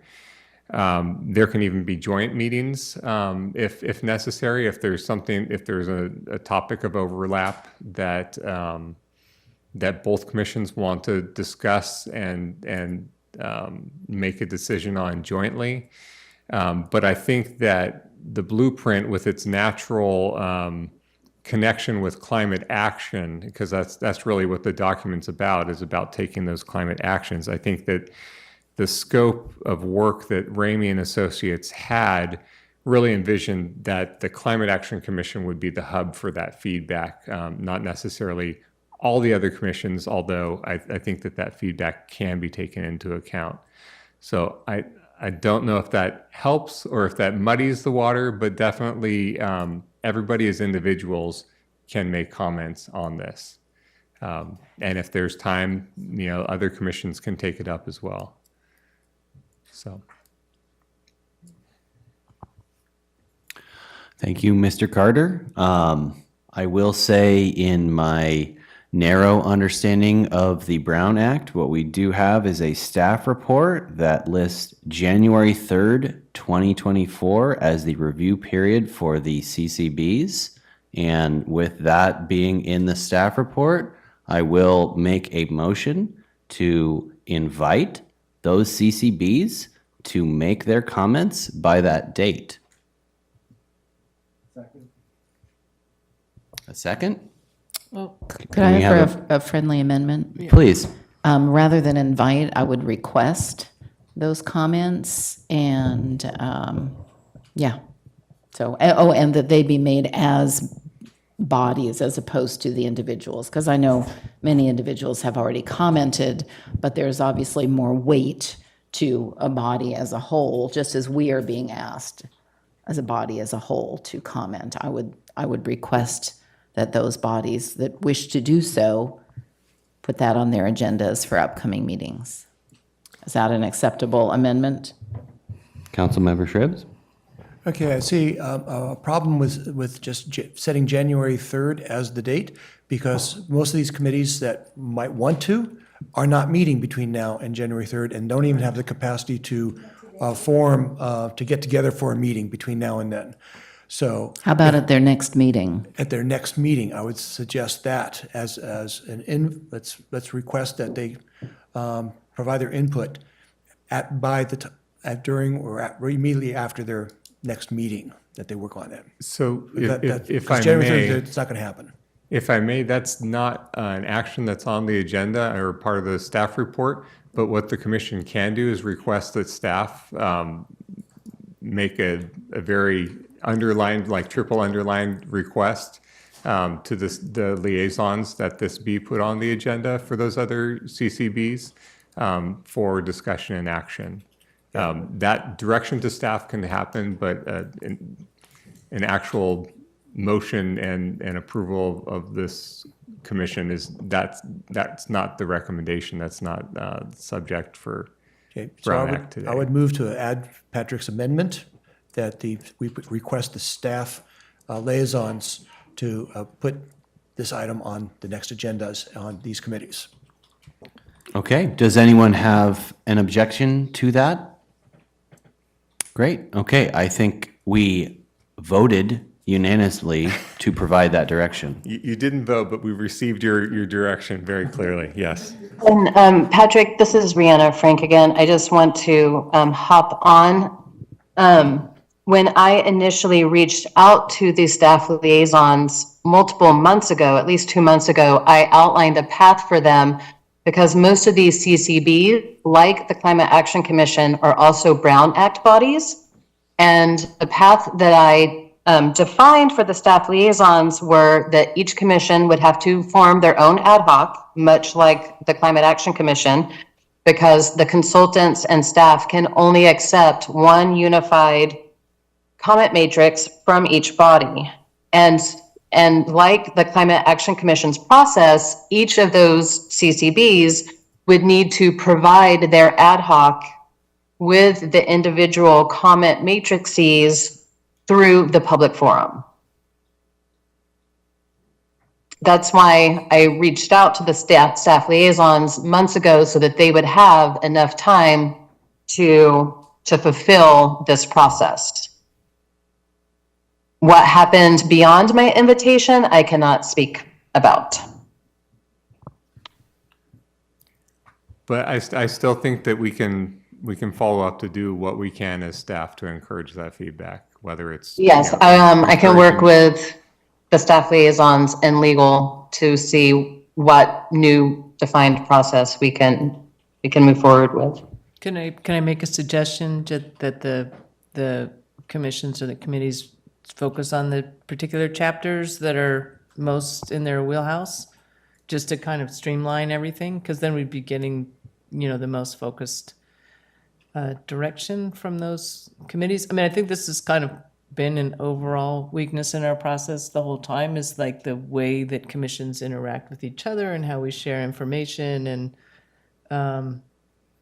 we're not going to solve that tonight, but I do think it has been kind of an ongoing issue. I think that the commissions don't always feel like their time is being fully valued and well utilized. And the point is to bring public attention to the issues, but sometimes it actually doesn't seem to work that way. So maybe we can find a way to do this a little better, so that'll help us on our journey.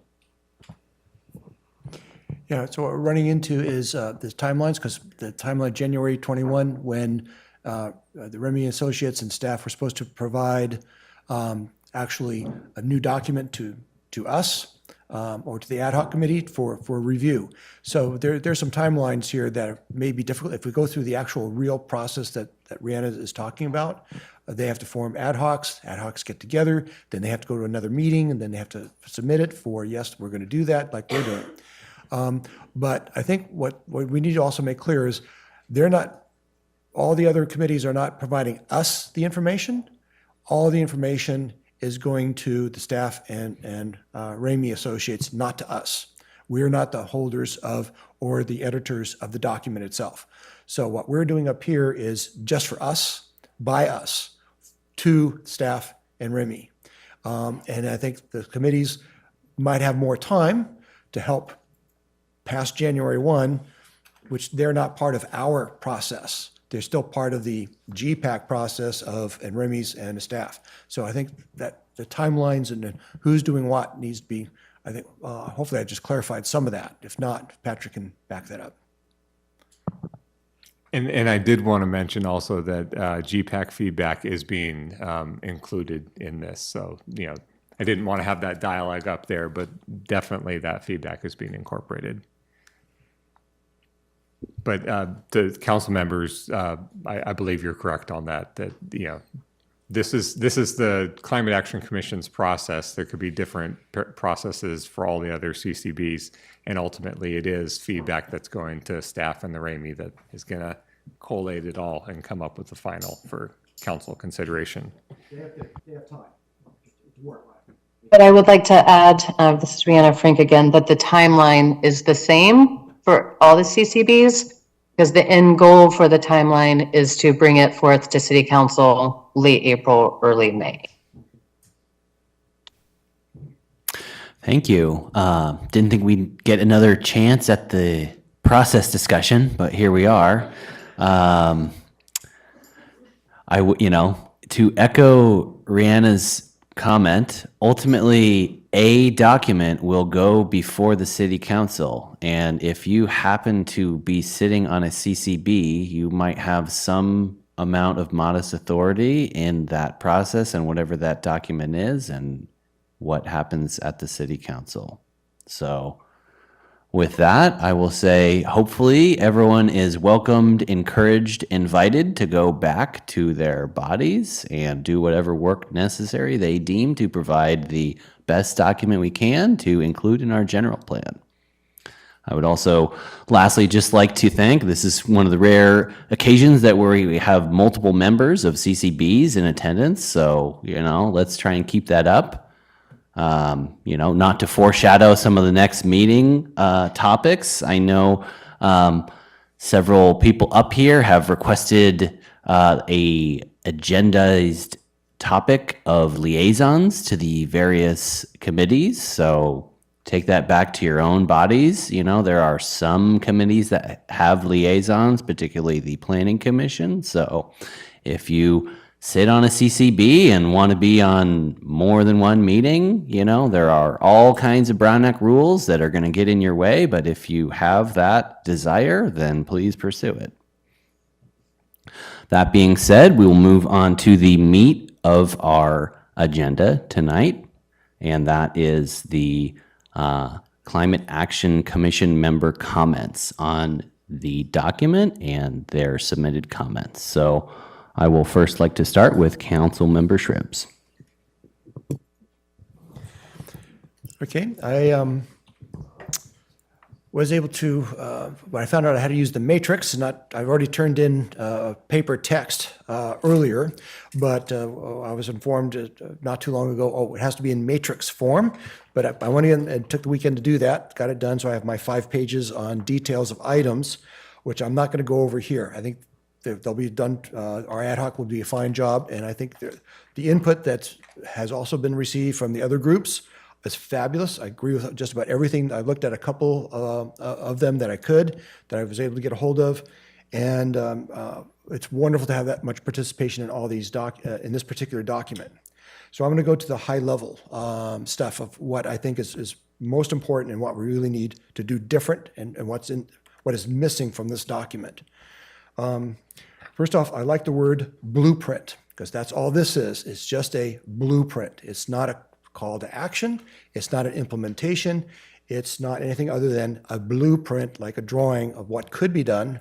And there wasn't even a lot of suggestions as to how it should be done or the actual implementation. So it's like a blueprint for a building. And now you guys go ahead find the architect and find the builder who actually takes the architect's plan, blueprint, and turn it into something real. So this is just a blueprint, and I would like to see actually more than that. I'd like to see actually an action plan. I'm hoping the general plan will move things more into the actionable items of actually doing. But right now we're on blueprint. So as a blueprint, this is fine.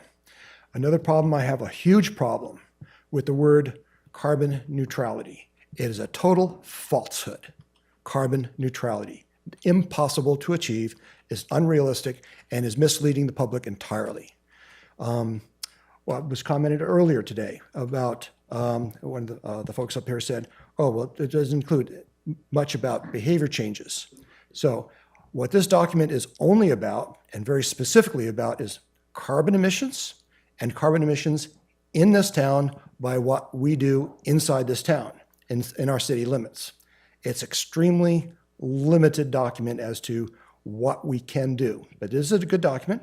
This is what we can do, and we should do everything that's in this document. Absolutely, I totally agree. We need to do this. But it's only maybe 10% of what we actually need to do to actually solve the climate crisis worldwide. It is the minimum, the absolute minimum of what we need to go after. So what this implies, carbon neutrality, is actually implying carbon footprint. And carbon footprint is a whole lot more than emissions. And it's only talking about basically carbon dioxide emissions in this document. So, I'd like to be almost forcibly about this, but we need to change the name of the document to Reduction of Carbon Emission Plan. That's it. That's all this really is. It's not about carbon footprint. It's not about changing our behaviors of stopping eating beef, not about our agricultural practices that are supported through our town, since this is basically an ag town. There is so much more to carbon neutrality and carbon footprint just our supply chain, our distribution chain, the way we buy goods, the way we build our houses, our roads, our roofs, all of that is part of our carbon footprint. I taught environmental science, and one of the shows, National Geographic from 1970, was about carbon footprint, and everybody should hopefully go back and look at that, of what the typical family does for their carbon footprint. It's absolutely huge just in the stuff that we actually use on a daily basis. So, so carbon, so I want to change the name. That's one of the things I'm pretty strong on, so that we're very clear. Another thing is that what was mentioned, carbon dioxide is, the current major greenhouse gas, but methane is the coming gas that's even going to be worse. There's a few others, but methane gets briefly mentioned in this document and needs to be further documented in here as to what it is and where the sources are and where it needs to go, and what we need to do about methane.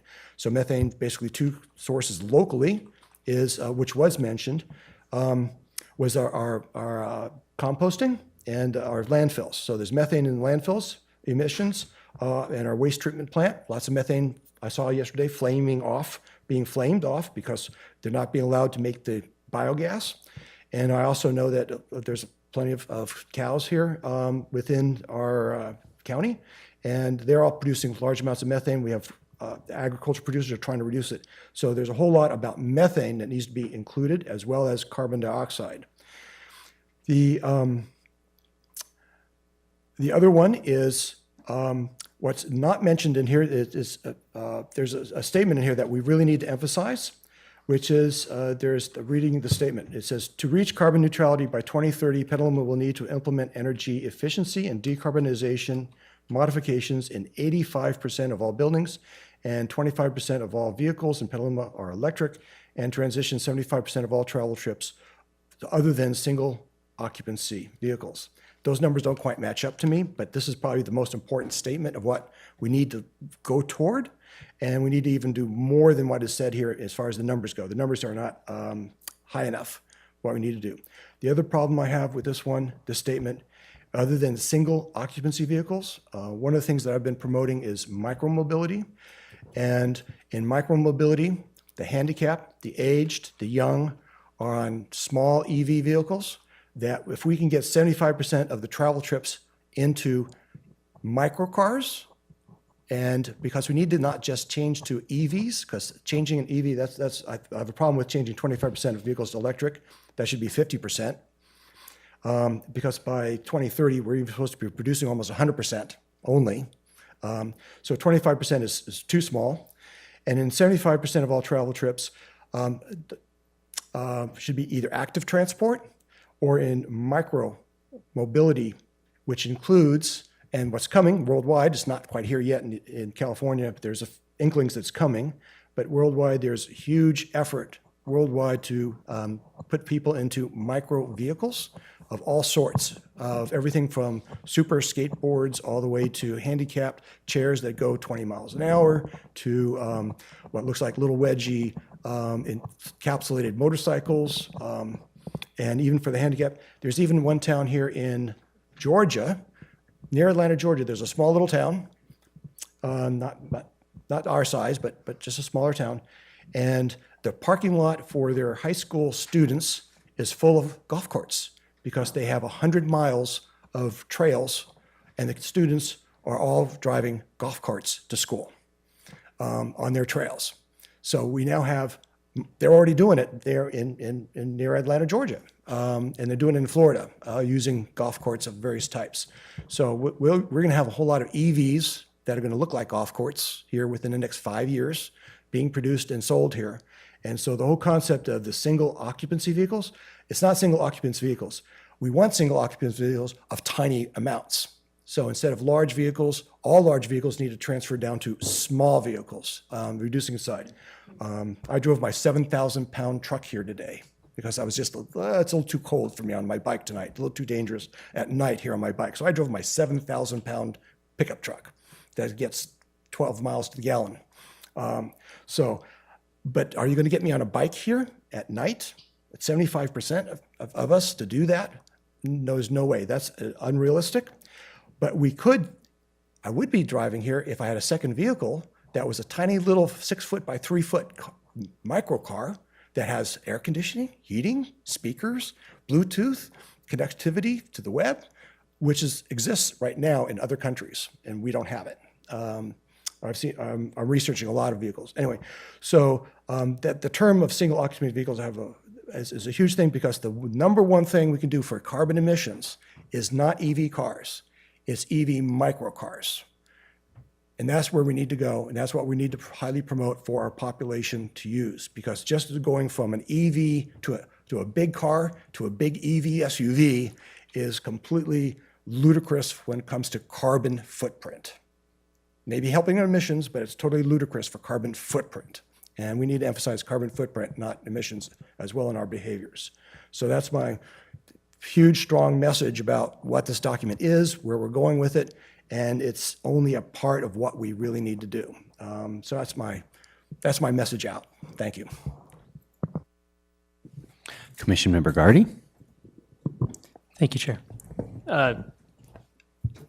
I wanted to echo some of the comments of Commissioner Shribs, in that this is a blueprint, and in construction, when you build a building, the building doesn't turn out exactly like what it says in the plans.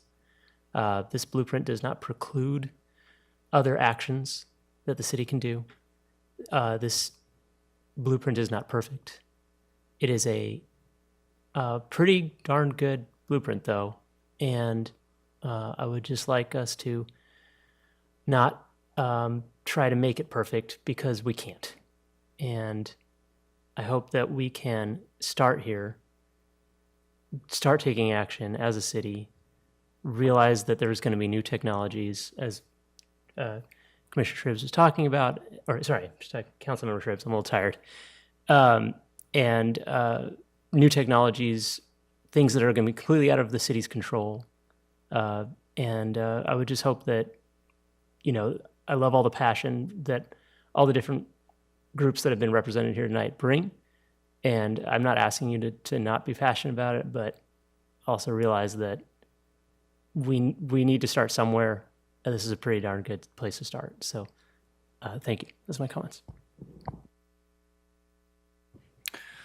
Okay, I guess I'll start with my comments, and somewhat to echo Commissioner Member Gardy's comments. I think we have thousands of comments now, and so, while we are certainly encouraging more comments and a never-ending stream of comments, it's at some point the comments need to turn into comments to the city council during the consent calendar item where they're making purchases, right? And so those are lonely meetings. And so, again, I encourage those of you that are passionate on this topic to translate some of that energy into actual comments to the decision-making body for our city.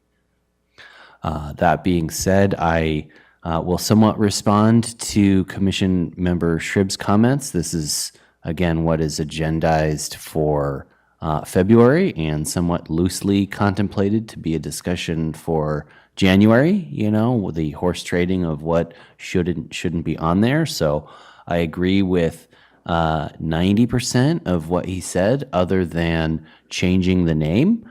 I would say I'm undecided on changing the name at this point, other than we should have a discussion of the name, and in that discussion, I may be persuaded that the name could be changed.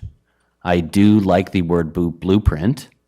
I do think it's somewhat challenging in that our city has, I believe, a formally adopted goal of carbon neutral. And so there is sort of the argument that the document should describe the city's goal. I also completely understand that that goal might have looked good a couple years ago, but with refreshed thinking, it's basically impossible to achieve without the use of offsets.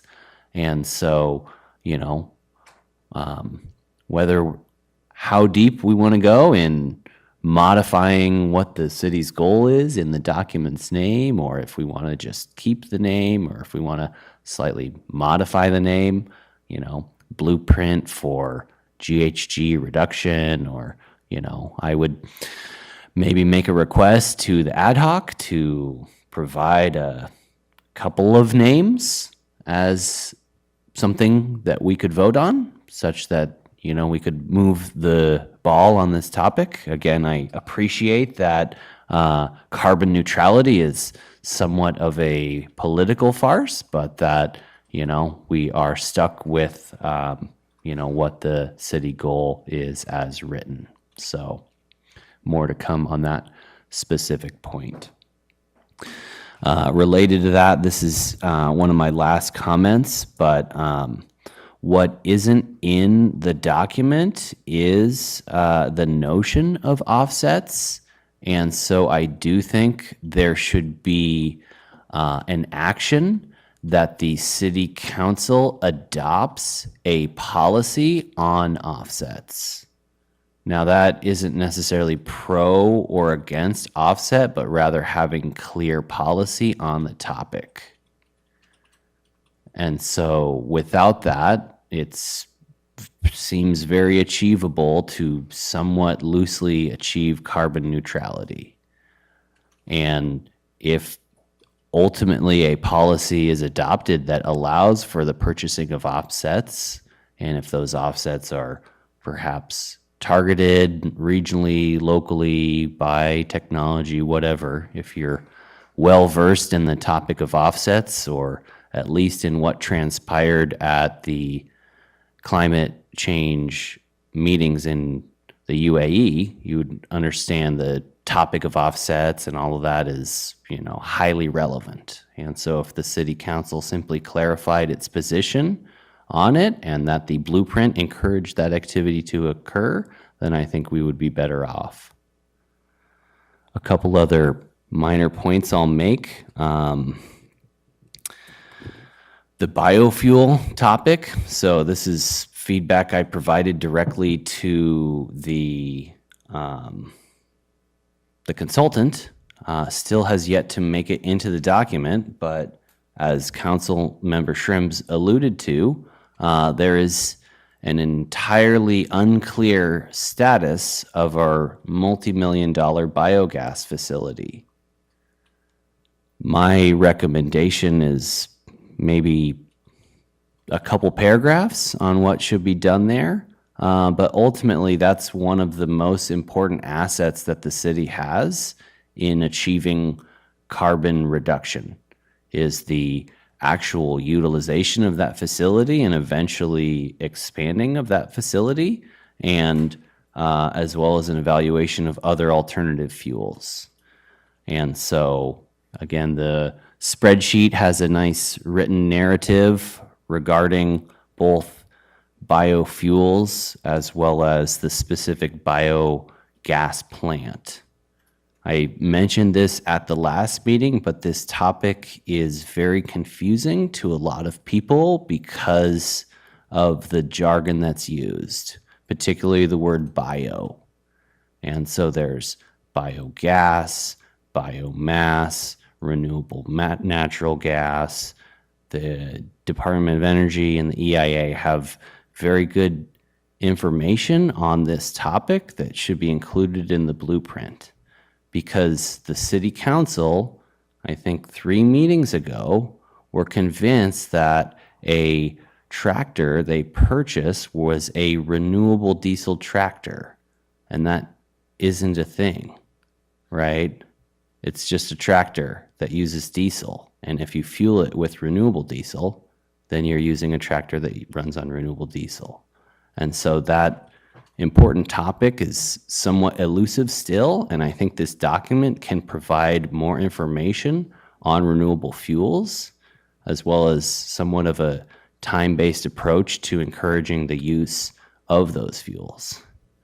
Not to get ahead of myself, but given the fact that Rihanna's not here, I can somewhat steal her thunder that I think at the next city council meeting, they are adopting the renewable diesel purchasing plan. So that had been in the works for some time and somewhat encouraging. So I will say where the sort of biofuels or alternative fuels or whatever you want to call that doesn't have an elegant home in the document, my suggestion was to include it in the action plan section on water. I do think the water section is a bit of an orphan in that it only really talks about H2O, and the rest of the document talks about CO2 or other gases, right? And so if we're looking at it in a holistic way, it's not that it's the water section and that water reduction is great and all that. It's that we have a very important asset in our city, and that's our water facilities.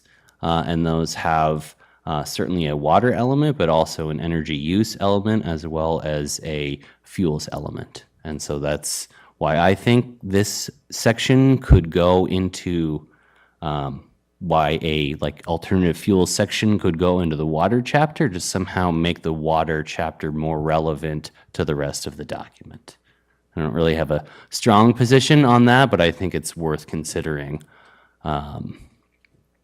Some of the other comments from the public around the water system were also relevant. And so, that chapter I think could use a little bit more love than what it currently has.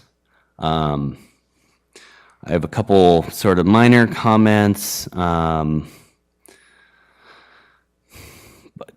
two final ones I'll sort of focus on is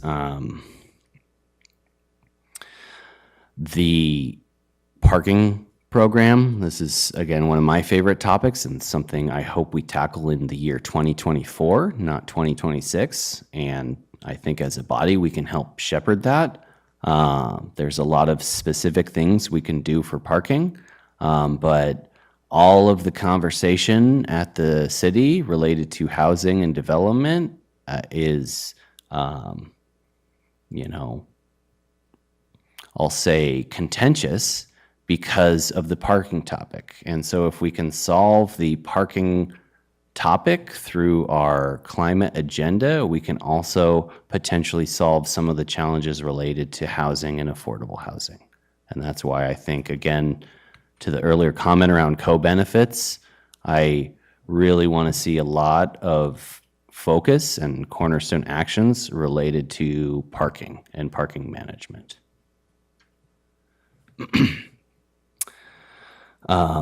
The last thing I'll say, and it's just a specific number within, I think it's the transportation and land use section, but we need a mobile food truck ordinance in this town. That's something we lack, and because we do not have a mobile food truck ordinance, we have people driving to downtown or to their favorite restaurants to eat food.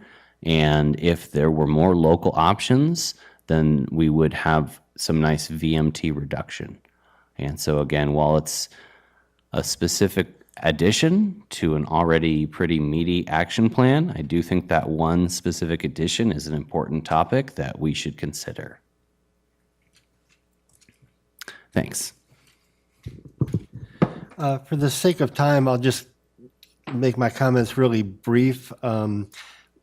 Most of my comments revolved around equity and EV charging, and I'd like to see EV charging become more accessible to people that don't live in single-family homes, because people who live in multifamily homes would also like to own an EV and be able to have a space to charge it.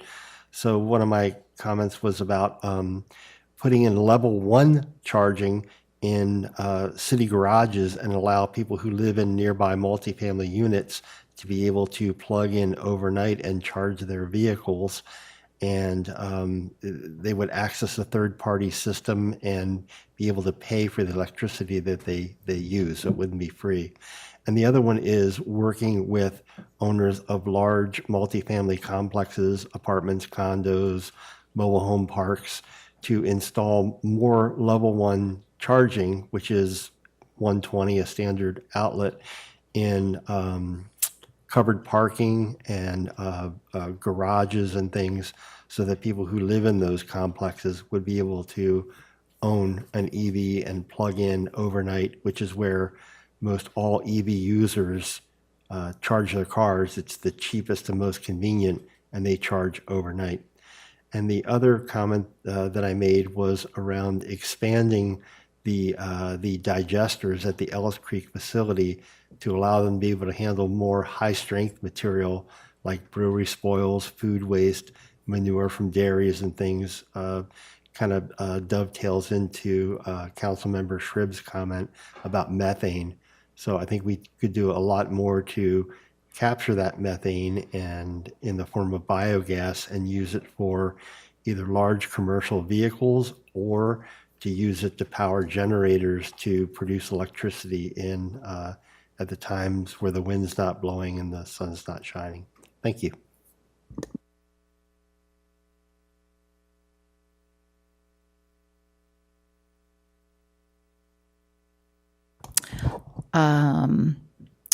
A request, could we have a brief bio break?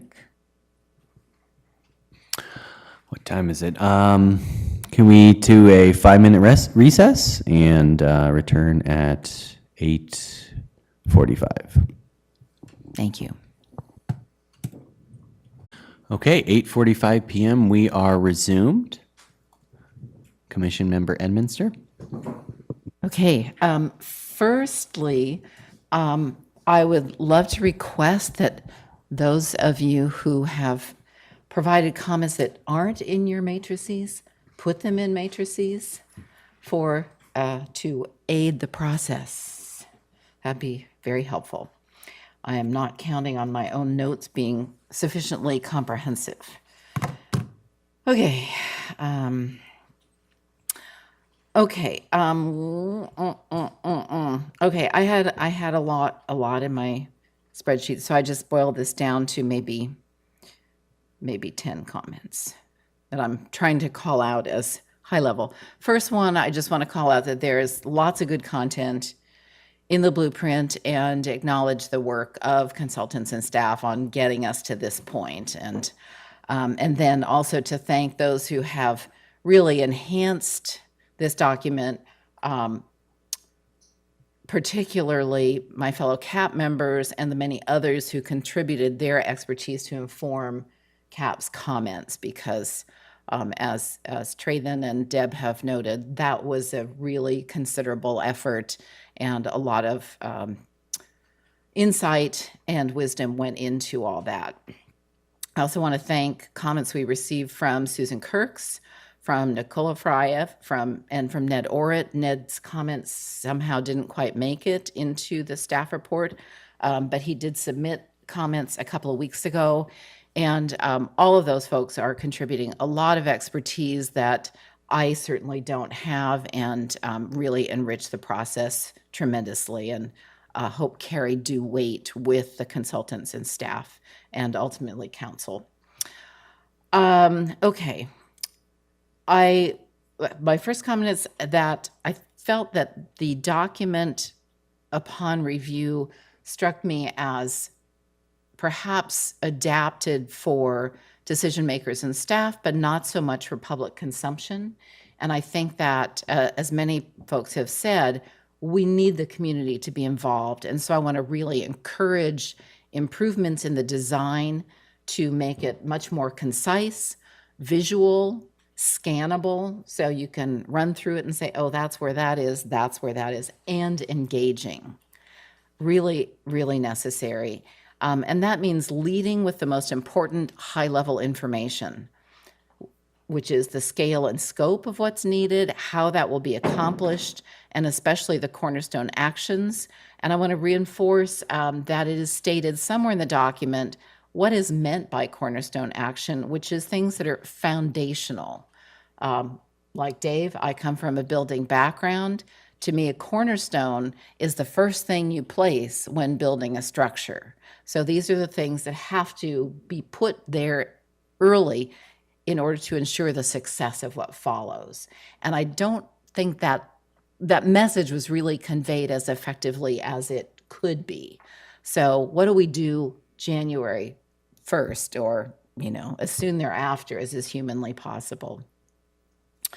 What that also means, if we're going to make this document engaging and really make it clear what needs to happen first, some of the, to use a technical term, blah, blah, needs to move from the front of the document to appendices, because a lot of this we've read and heard before on many occasions. And yes, it probably needs to be there for bureaucratic purposes, but it will not enhance its accessibility to Petaluma residents. And by the way, I want to comment, several times in the last couple of days looking at this stuff, I've read citizens. And I tend to cringe when I hear this because it excludes our residents who are not citizens. And in the interest of inclusivity, I really want to encourage us, again, to think in terms of all who reside here, no matter what their citizenship. That's just a peripheral comment. The scope of effort outlined in this document, not to mention all the enhancements that have been proposed by many, suggests, I would say, in an uninformed viewpoint, suggests to me dramatic increases to funding and staff capacity. And I don't think this can be overemphasized. And I don't know where that's coming from, but it needs to be a really central focus in my, again, uninformed opinion. As many have commented, and Nicole Camarga in particular, many actions need to be started earlier than are noted in order to allow the necessary ramp time for these activities, which are going to take years to build properly. All of the metrics need to be fleshed out with quantitative and date targets. Until that happens, they are not really metrics. They're just kind of ideas. And I believe that all of the metrics should be incorporated into the municipal operations section, because ultimately that's going to be the city's job, is to track and communicate all those effectively. As many others have commented, consumption emissions are not adequately addressed. Particularly, the city's role in regulating construction emissions needs to be addressed much more robustly, as those emissions are roughly on a par with those from household fuel use. And that's not really called out, largely because the Cal study that was commissioned by the Bay Area Air Quality Management District looks at consumption emissions through the household lens, and they pull out consumption emissions that aren't household related elsewhere. And so they're not directly correlated, but I did a bit of research on this because I live in the construction world. I'm very concerned with that. And that is what I found. They're about on a par with household fuel use. So it's a big, big deal. And we haven't really said very much about it. We also need to fully commit to the goal that we've set out and structure the action plan so as to actually accomplish it. So it seriously undermines our effort to state the goal as unrealistic. I think non-committal language should be eliminated. So there's a lot of consider, evaluate, investigate. No, let's do. All actions should be stated as what will be done, not what might be thought about. And this, we already talked about the need for input from more experts in the community, and I'm really delighted that we have now requested input from the other CCBs and look forward to getting that. Ben, I was interested in one of your comments that adaptation is part of the general plan, as are some other things, that they're not within the purview of the blueprint. But I recall at a prior meeting, I think it was our October meeting, that Heather communicated that the reason that content isn't in the blueprint, it's not because it's not within the purview of a climate action plan, but it was because of a time constraint, that the consultants ran out of time and wanted to get to us what they could get to us within this time frame. So I really question that this is not blueprint or climate action plan content and believe that it should be.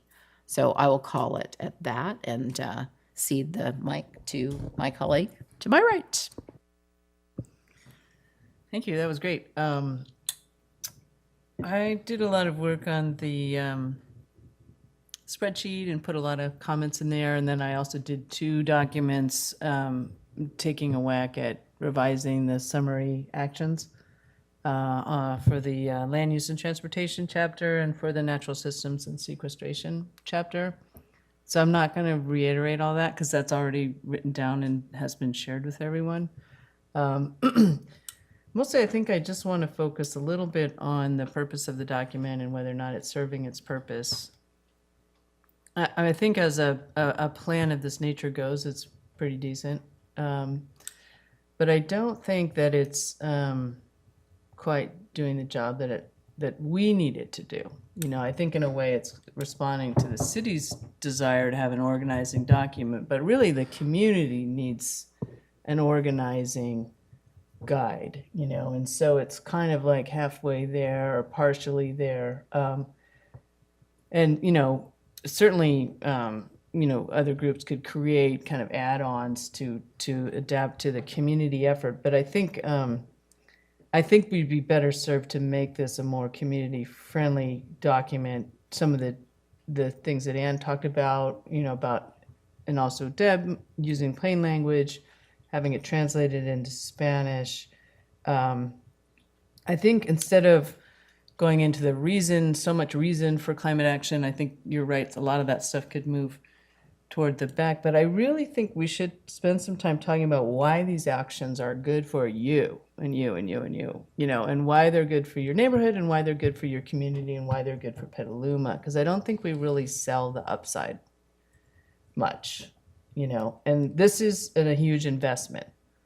And so if we're asking a community to make a really huge investment of energy and money, we really need to sell the benefits more. So I don't feel like that's been done entirely well. And then in terms of, you know, galvanizing the amount of work that needs to take place, this needs to organize the effort better. Like it needs to spell out the key partnerships or the key role of the business community and the key role of NGOs. And that's all touched upon, but it's not, I don't know. To me, it's not enough of an organizing action plan, you know. Like all the pieces are there, but who's going to push it all into motion, you know? And where is all that energy coming from? I just don't feel that in this document. Like, and I don't know how to say it other than it's like, in my experience, it's like you're kind of developing a recipe, you know? And so people need to understand what the recipe is to put it all together. And I don't think that comes across here partly because it's so technical. There's all these chapters and bits and bobs and you're trying to like, your brain's going that, you know? So I feel like there should be an executive summary or something that says, okay, here's the recipe. You know, and these are the parts we know we have to do, and we know we have to do these by this period of time. You know, and these are the parts that we're not sure about, so we're going to try on we're going to try them out, you know, in different things. But that's, to me, a missing piece is an executive summary that kind of really explains that in plain language, like how we're going about this task.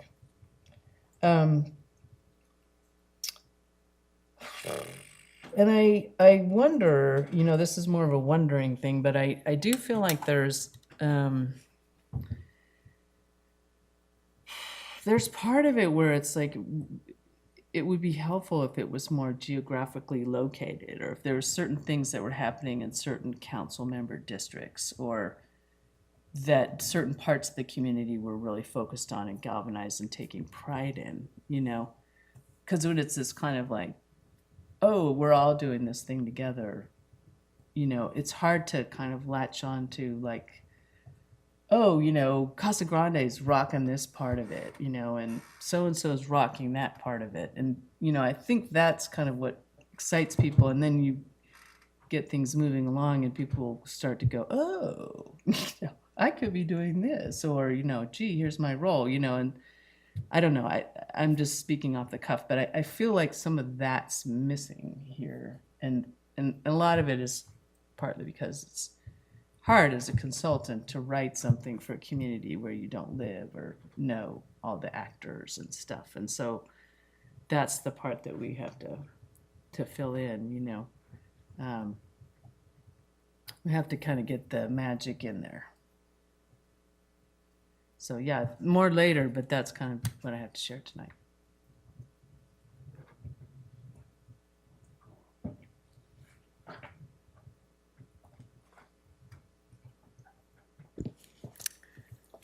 Hi, I'm Amy Ashley. Just first, I'll quickly echo that I appreciate all the stakeholders that were a part of making this plan. I think it's exciting and inspiring, and I'm proud to live in Petaluma. So I have my comments written down, so I'll share them with you. I get the honor of being last. So many comments that I read were asking for earlier timelines, and so I would ask the city and Ramey to move those timelines up as much as possible and give more exact dates.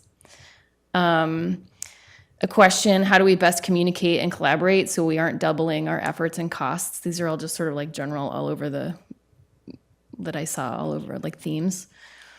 We need to add a specific section about collaboration and engagement. I have more on that later, but this plan is gonna struggle to adequately perform if we're not engaging the community and collaborating.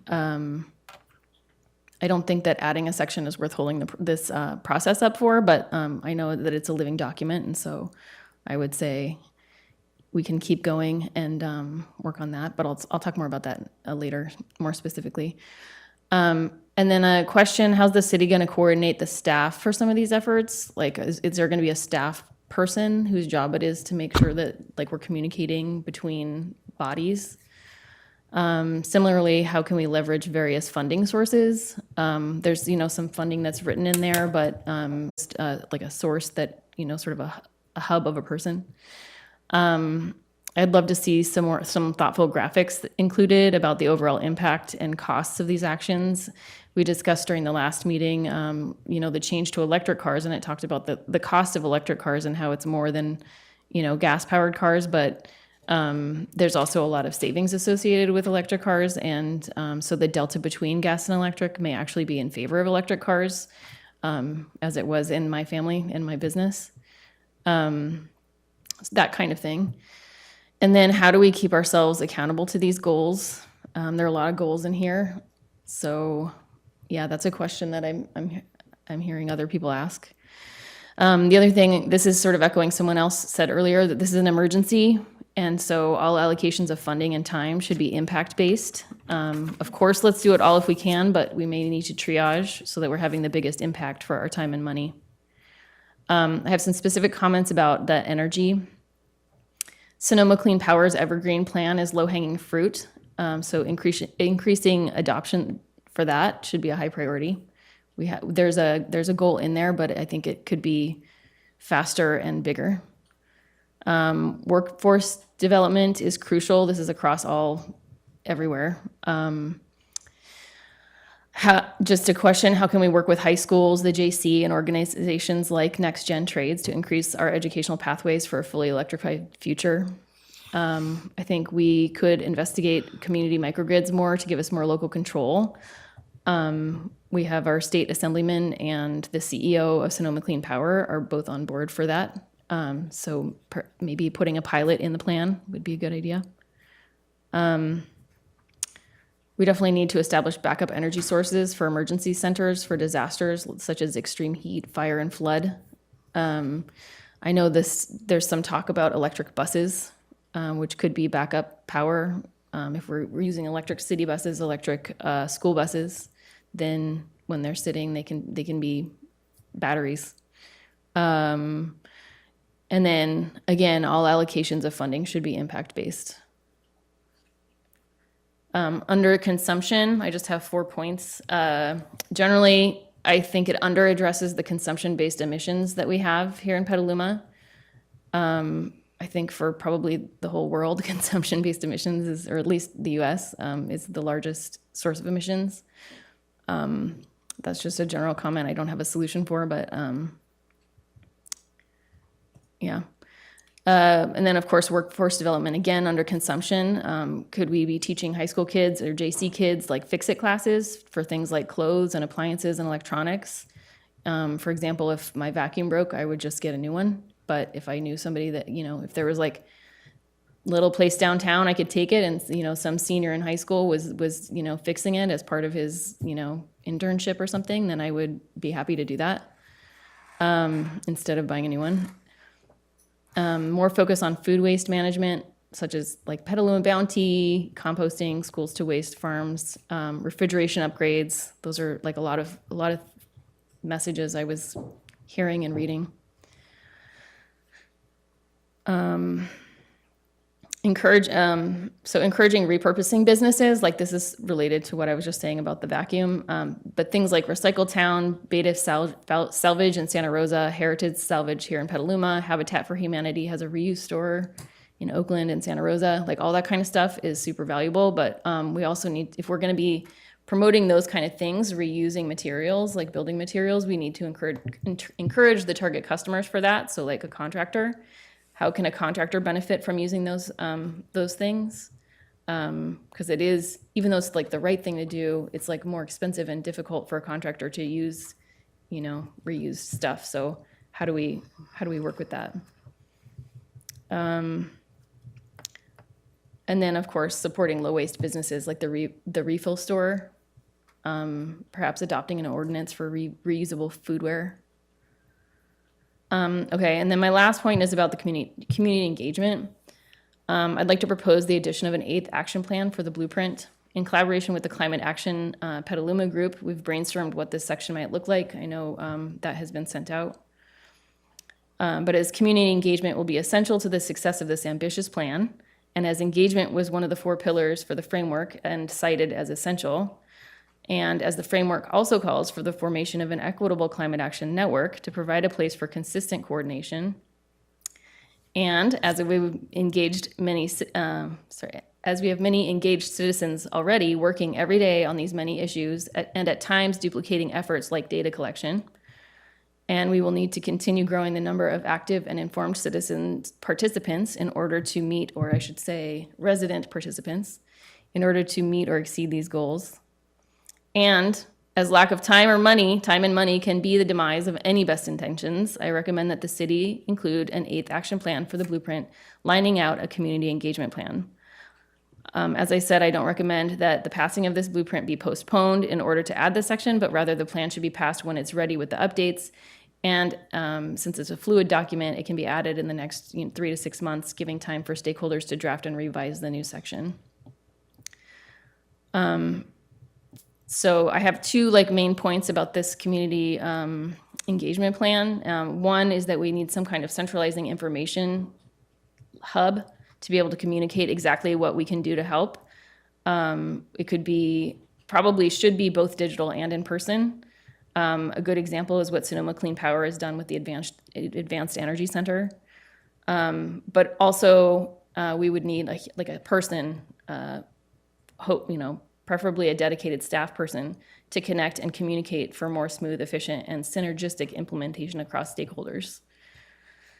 So an example that's close to home is like if there's somebody in Petaluma that needs a new roof and they're like, what's the best roof for water catchment? What's the best roof for zero waste? Like, should I get solar on it? How do I afford it? All of these things right now, people have to, just figure it out themselves with, who do I trust what they're saying to me?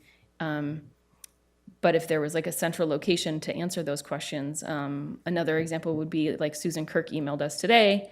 If somebody wants to be improving their land, how can they best work with the goals of the blueprint in order to keep the ecosystem and the habitat and the wildlife corridors, as well as carbon sequestration in mind for doing that? So the first part that I just talked about was like a hub, so digital hub, person hub. The second is that we need a plan to educate the community. We're really good at events in Petaluma, but how can these events help us create the culture and inform the choices we need our community to make? Can we be using mixed mediums to reach people of all lifestyles? So an Instagram page, Maybe it can be manned by high school students, a weekly article in the Argus Courier highlighting things like important events, milestones, reminders, local climate heroes. That could even potentially be produced by high school students. A local podcast highlighting the same things. Maybe one week it's about switching to heat pumps, and another week it's discussing or promoting a climate-focused film festival. All sorts of ideas, but that it will be essential to engage people and inform people if we want to actually make this thing live. You know, if it's going to stay on the page, that's one thing, but we don't want it to stay on the page. We want to be actually building this thing. So it's instinctually necessary, is what I'm saying.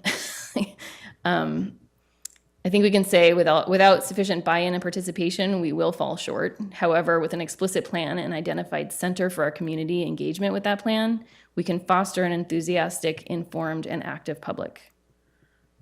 I think that's all I got. Thank you.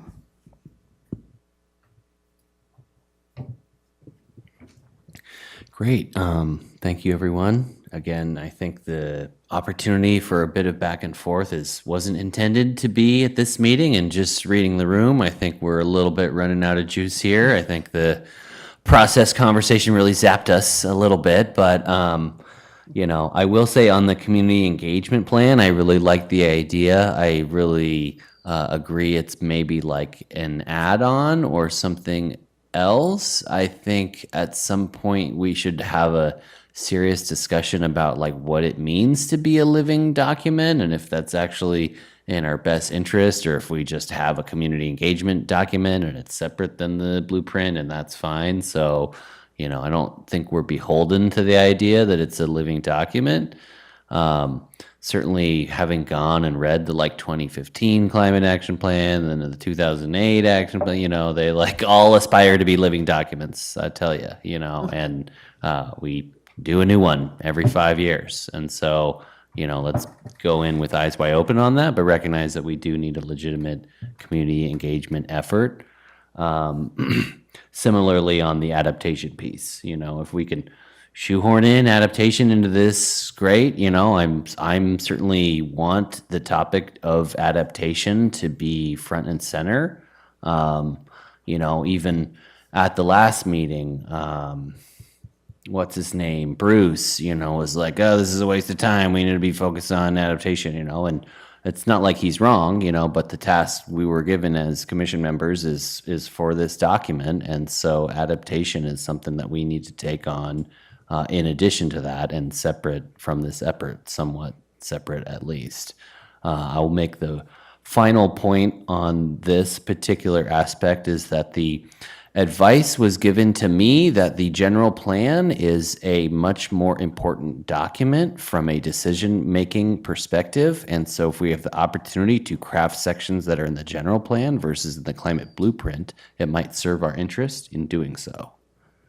So just to reiterate that point, the blueprint is sort of a technical document necessary for CEQA purposes and also to guide our efforts, whereas the general plan is a planning document which helps guide decision making and therefore may be a more important document. And so if we have the opportunity to work on adaptation and that opportunity is given to us to do it in the general plan, that may be wise to consider that opportunity.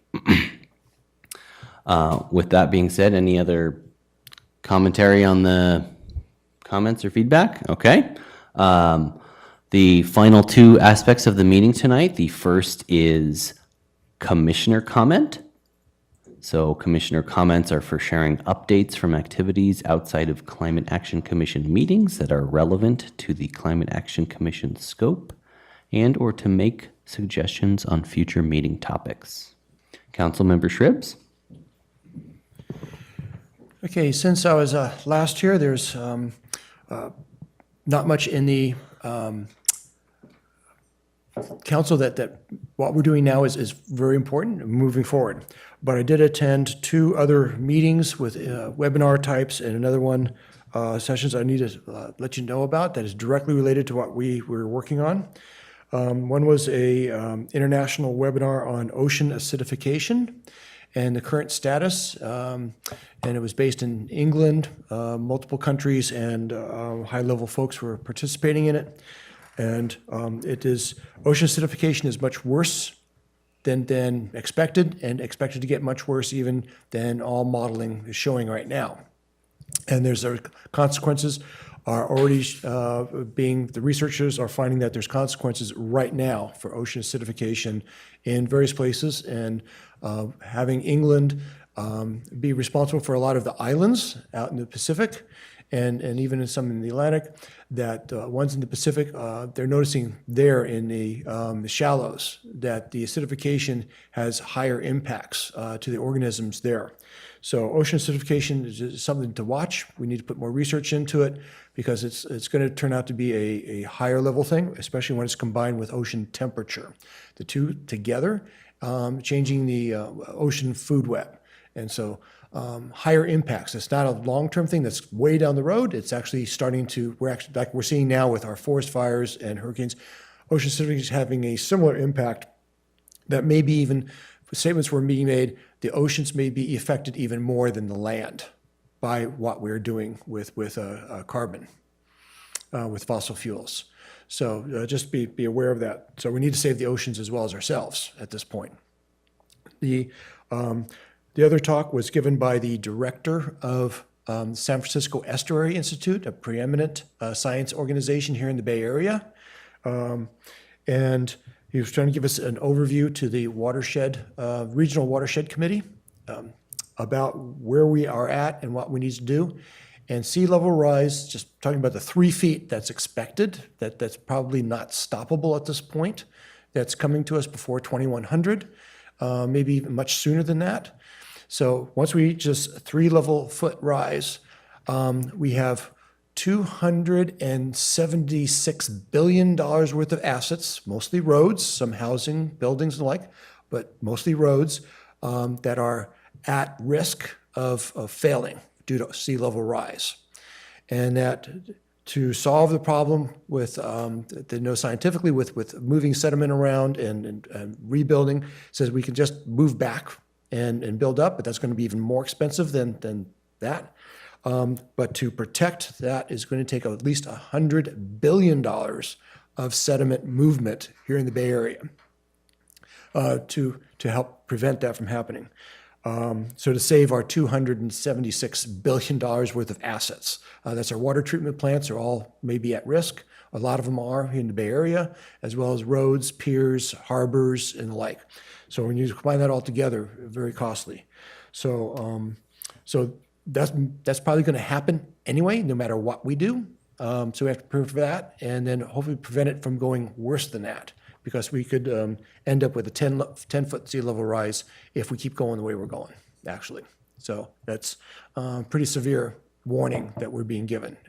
Even more of a crisis, an emergency than what's being stated. Oceans are at more severe risk than we are at land. Okay, that's basically the message that I wanted to share with you.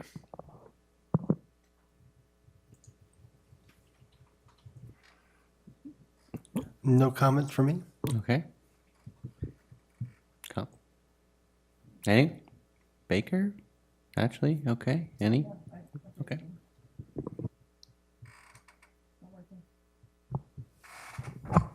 Let's talk loud. Here, you can borrow mine. Oh, thanks. Okay, thank you. I just would like to request that we put on the agenda a discussion about providing remote access to these meetings. And I would just announce that the CPUC recently, for people who know about solar, in April they decided that the payback for solar through the utilities would be less. It was kind of a bad thing, and they just now announced that now they're going to extend that to commercial properties that have multi-meters, so like apartments, and then also agricultural properties. So that's kind of a bummer. There's some news for you. Okay, a couple bright spots, I guess. The Transit Committee does meet today at 4 p.m., so if you want to be in here for multiple hours, you do get a bit of good news sometimes. They did a presentation on ridership of the bus system, and the youth ridership is up significantly. That's, I think, somewhat correlated to the free fares, and I think they're planning on continuing that. So again, the efforts that we're all discussing here is somehow in the hands of our youth, and they are stepping up and riding the bus, and I think we can encourage that more and more. And they also moved the recommendation to purchase our electric buses. So almost $5 million for 4 electric buses, and that'll make its way before the city council. And we already are working on the infrastructure for that. That's something we've discussed in this chamber. And so, a bit of good news on that front. I did mention the consent calendar item on the recommendation to start purchasing renewable diesel. That's again something the school district is already doing, and something that our city is going to start doing, and pretty soon we'll be discussing renewable aviation fuel for our airport. And that last bit is just my personal recommendation, but I think eventually we'll get there. With that, I'll leave it for Patrick for staff comment.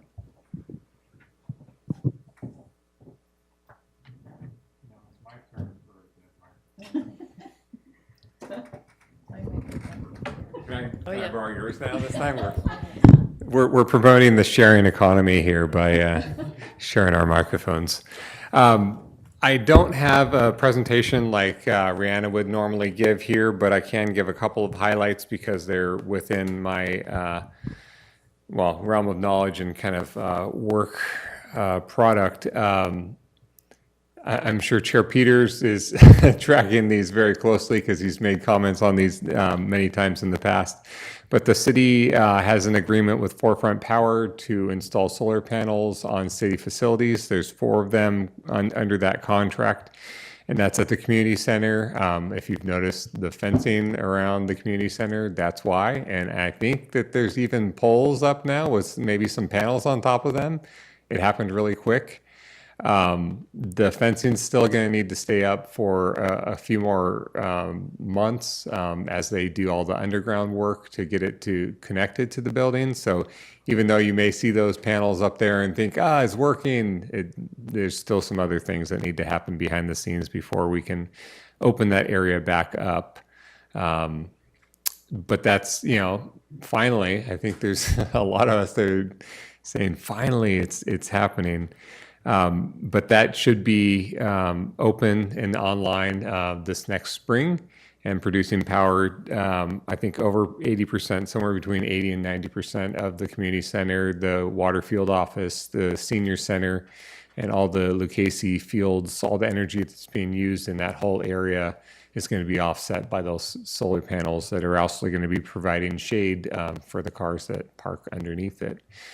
So that's exciting, but we're also at the community sports field. There's also panels going up there. If you off of East Washington, go to the sports field, you can see there's another fenced off area there where we have solar panels literally being installed as, well, not now, they're not working this late, but during, earlier this week they were going up.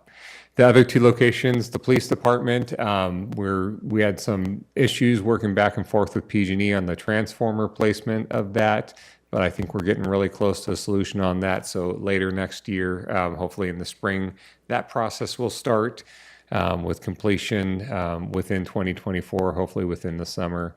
And the swim center is the 4th location. PG&E needs to do substation upgrades on that, which has really delayed that process. But we're doing all that we can to speed that up as we can. Pivoting from that, we're still working on having a 5 megawatt plus about 5.5 megawatt system floating on top of our our retention ponds at the Ellis Creek recycling facility. So that's very exciting. That's going to offset 95+% of the electricity used by that plant, which is one of our highest electricity users. saving hundreds of thousands of dollars per year. So that's a really exciting project that's still underway. And then shifting gears completely from those projects, I understand, and I think Rihanna confirmed it, that our youth member, Julia, has formally resigned from the Climate Action Commission. So just letting you all know that vacancy will exist, and we'll talk with the city clerk about recruitment for that at a future date. I do not know that date, but sometimes they consolidate, sometimes they do special recruitments. I don't have any information on that right now. That concludes my staff comments, and thank you. Thank you. This meeting is adjourned at 9:24 p.m.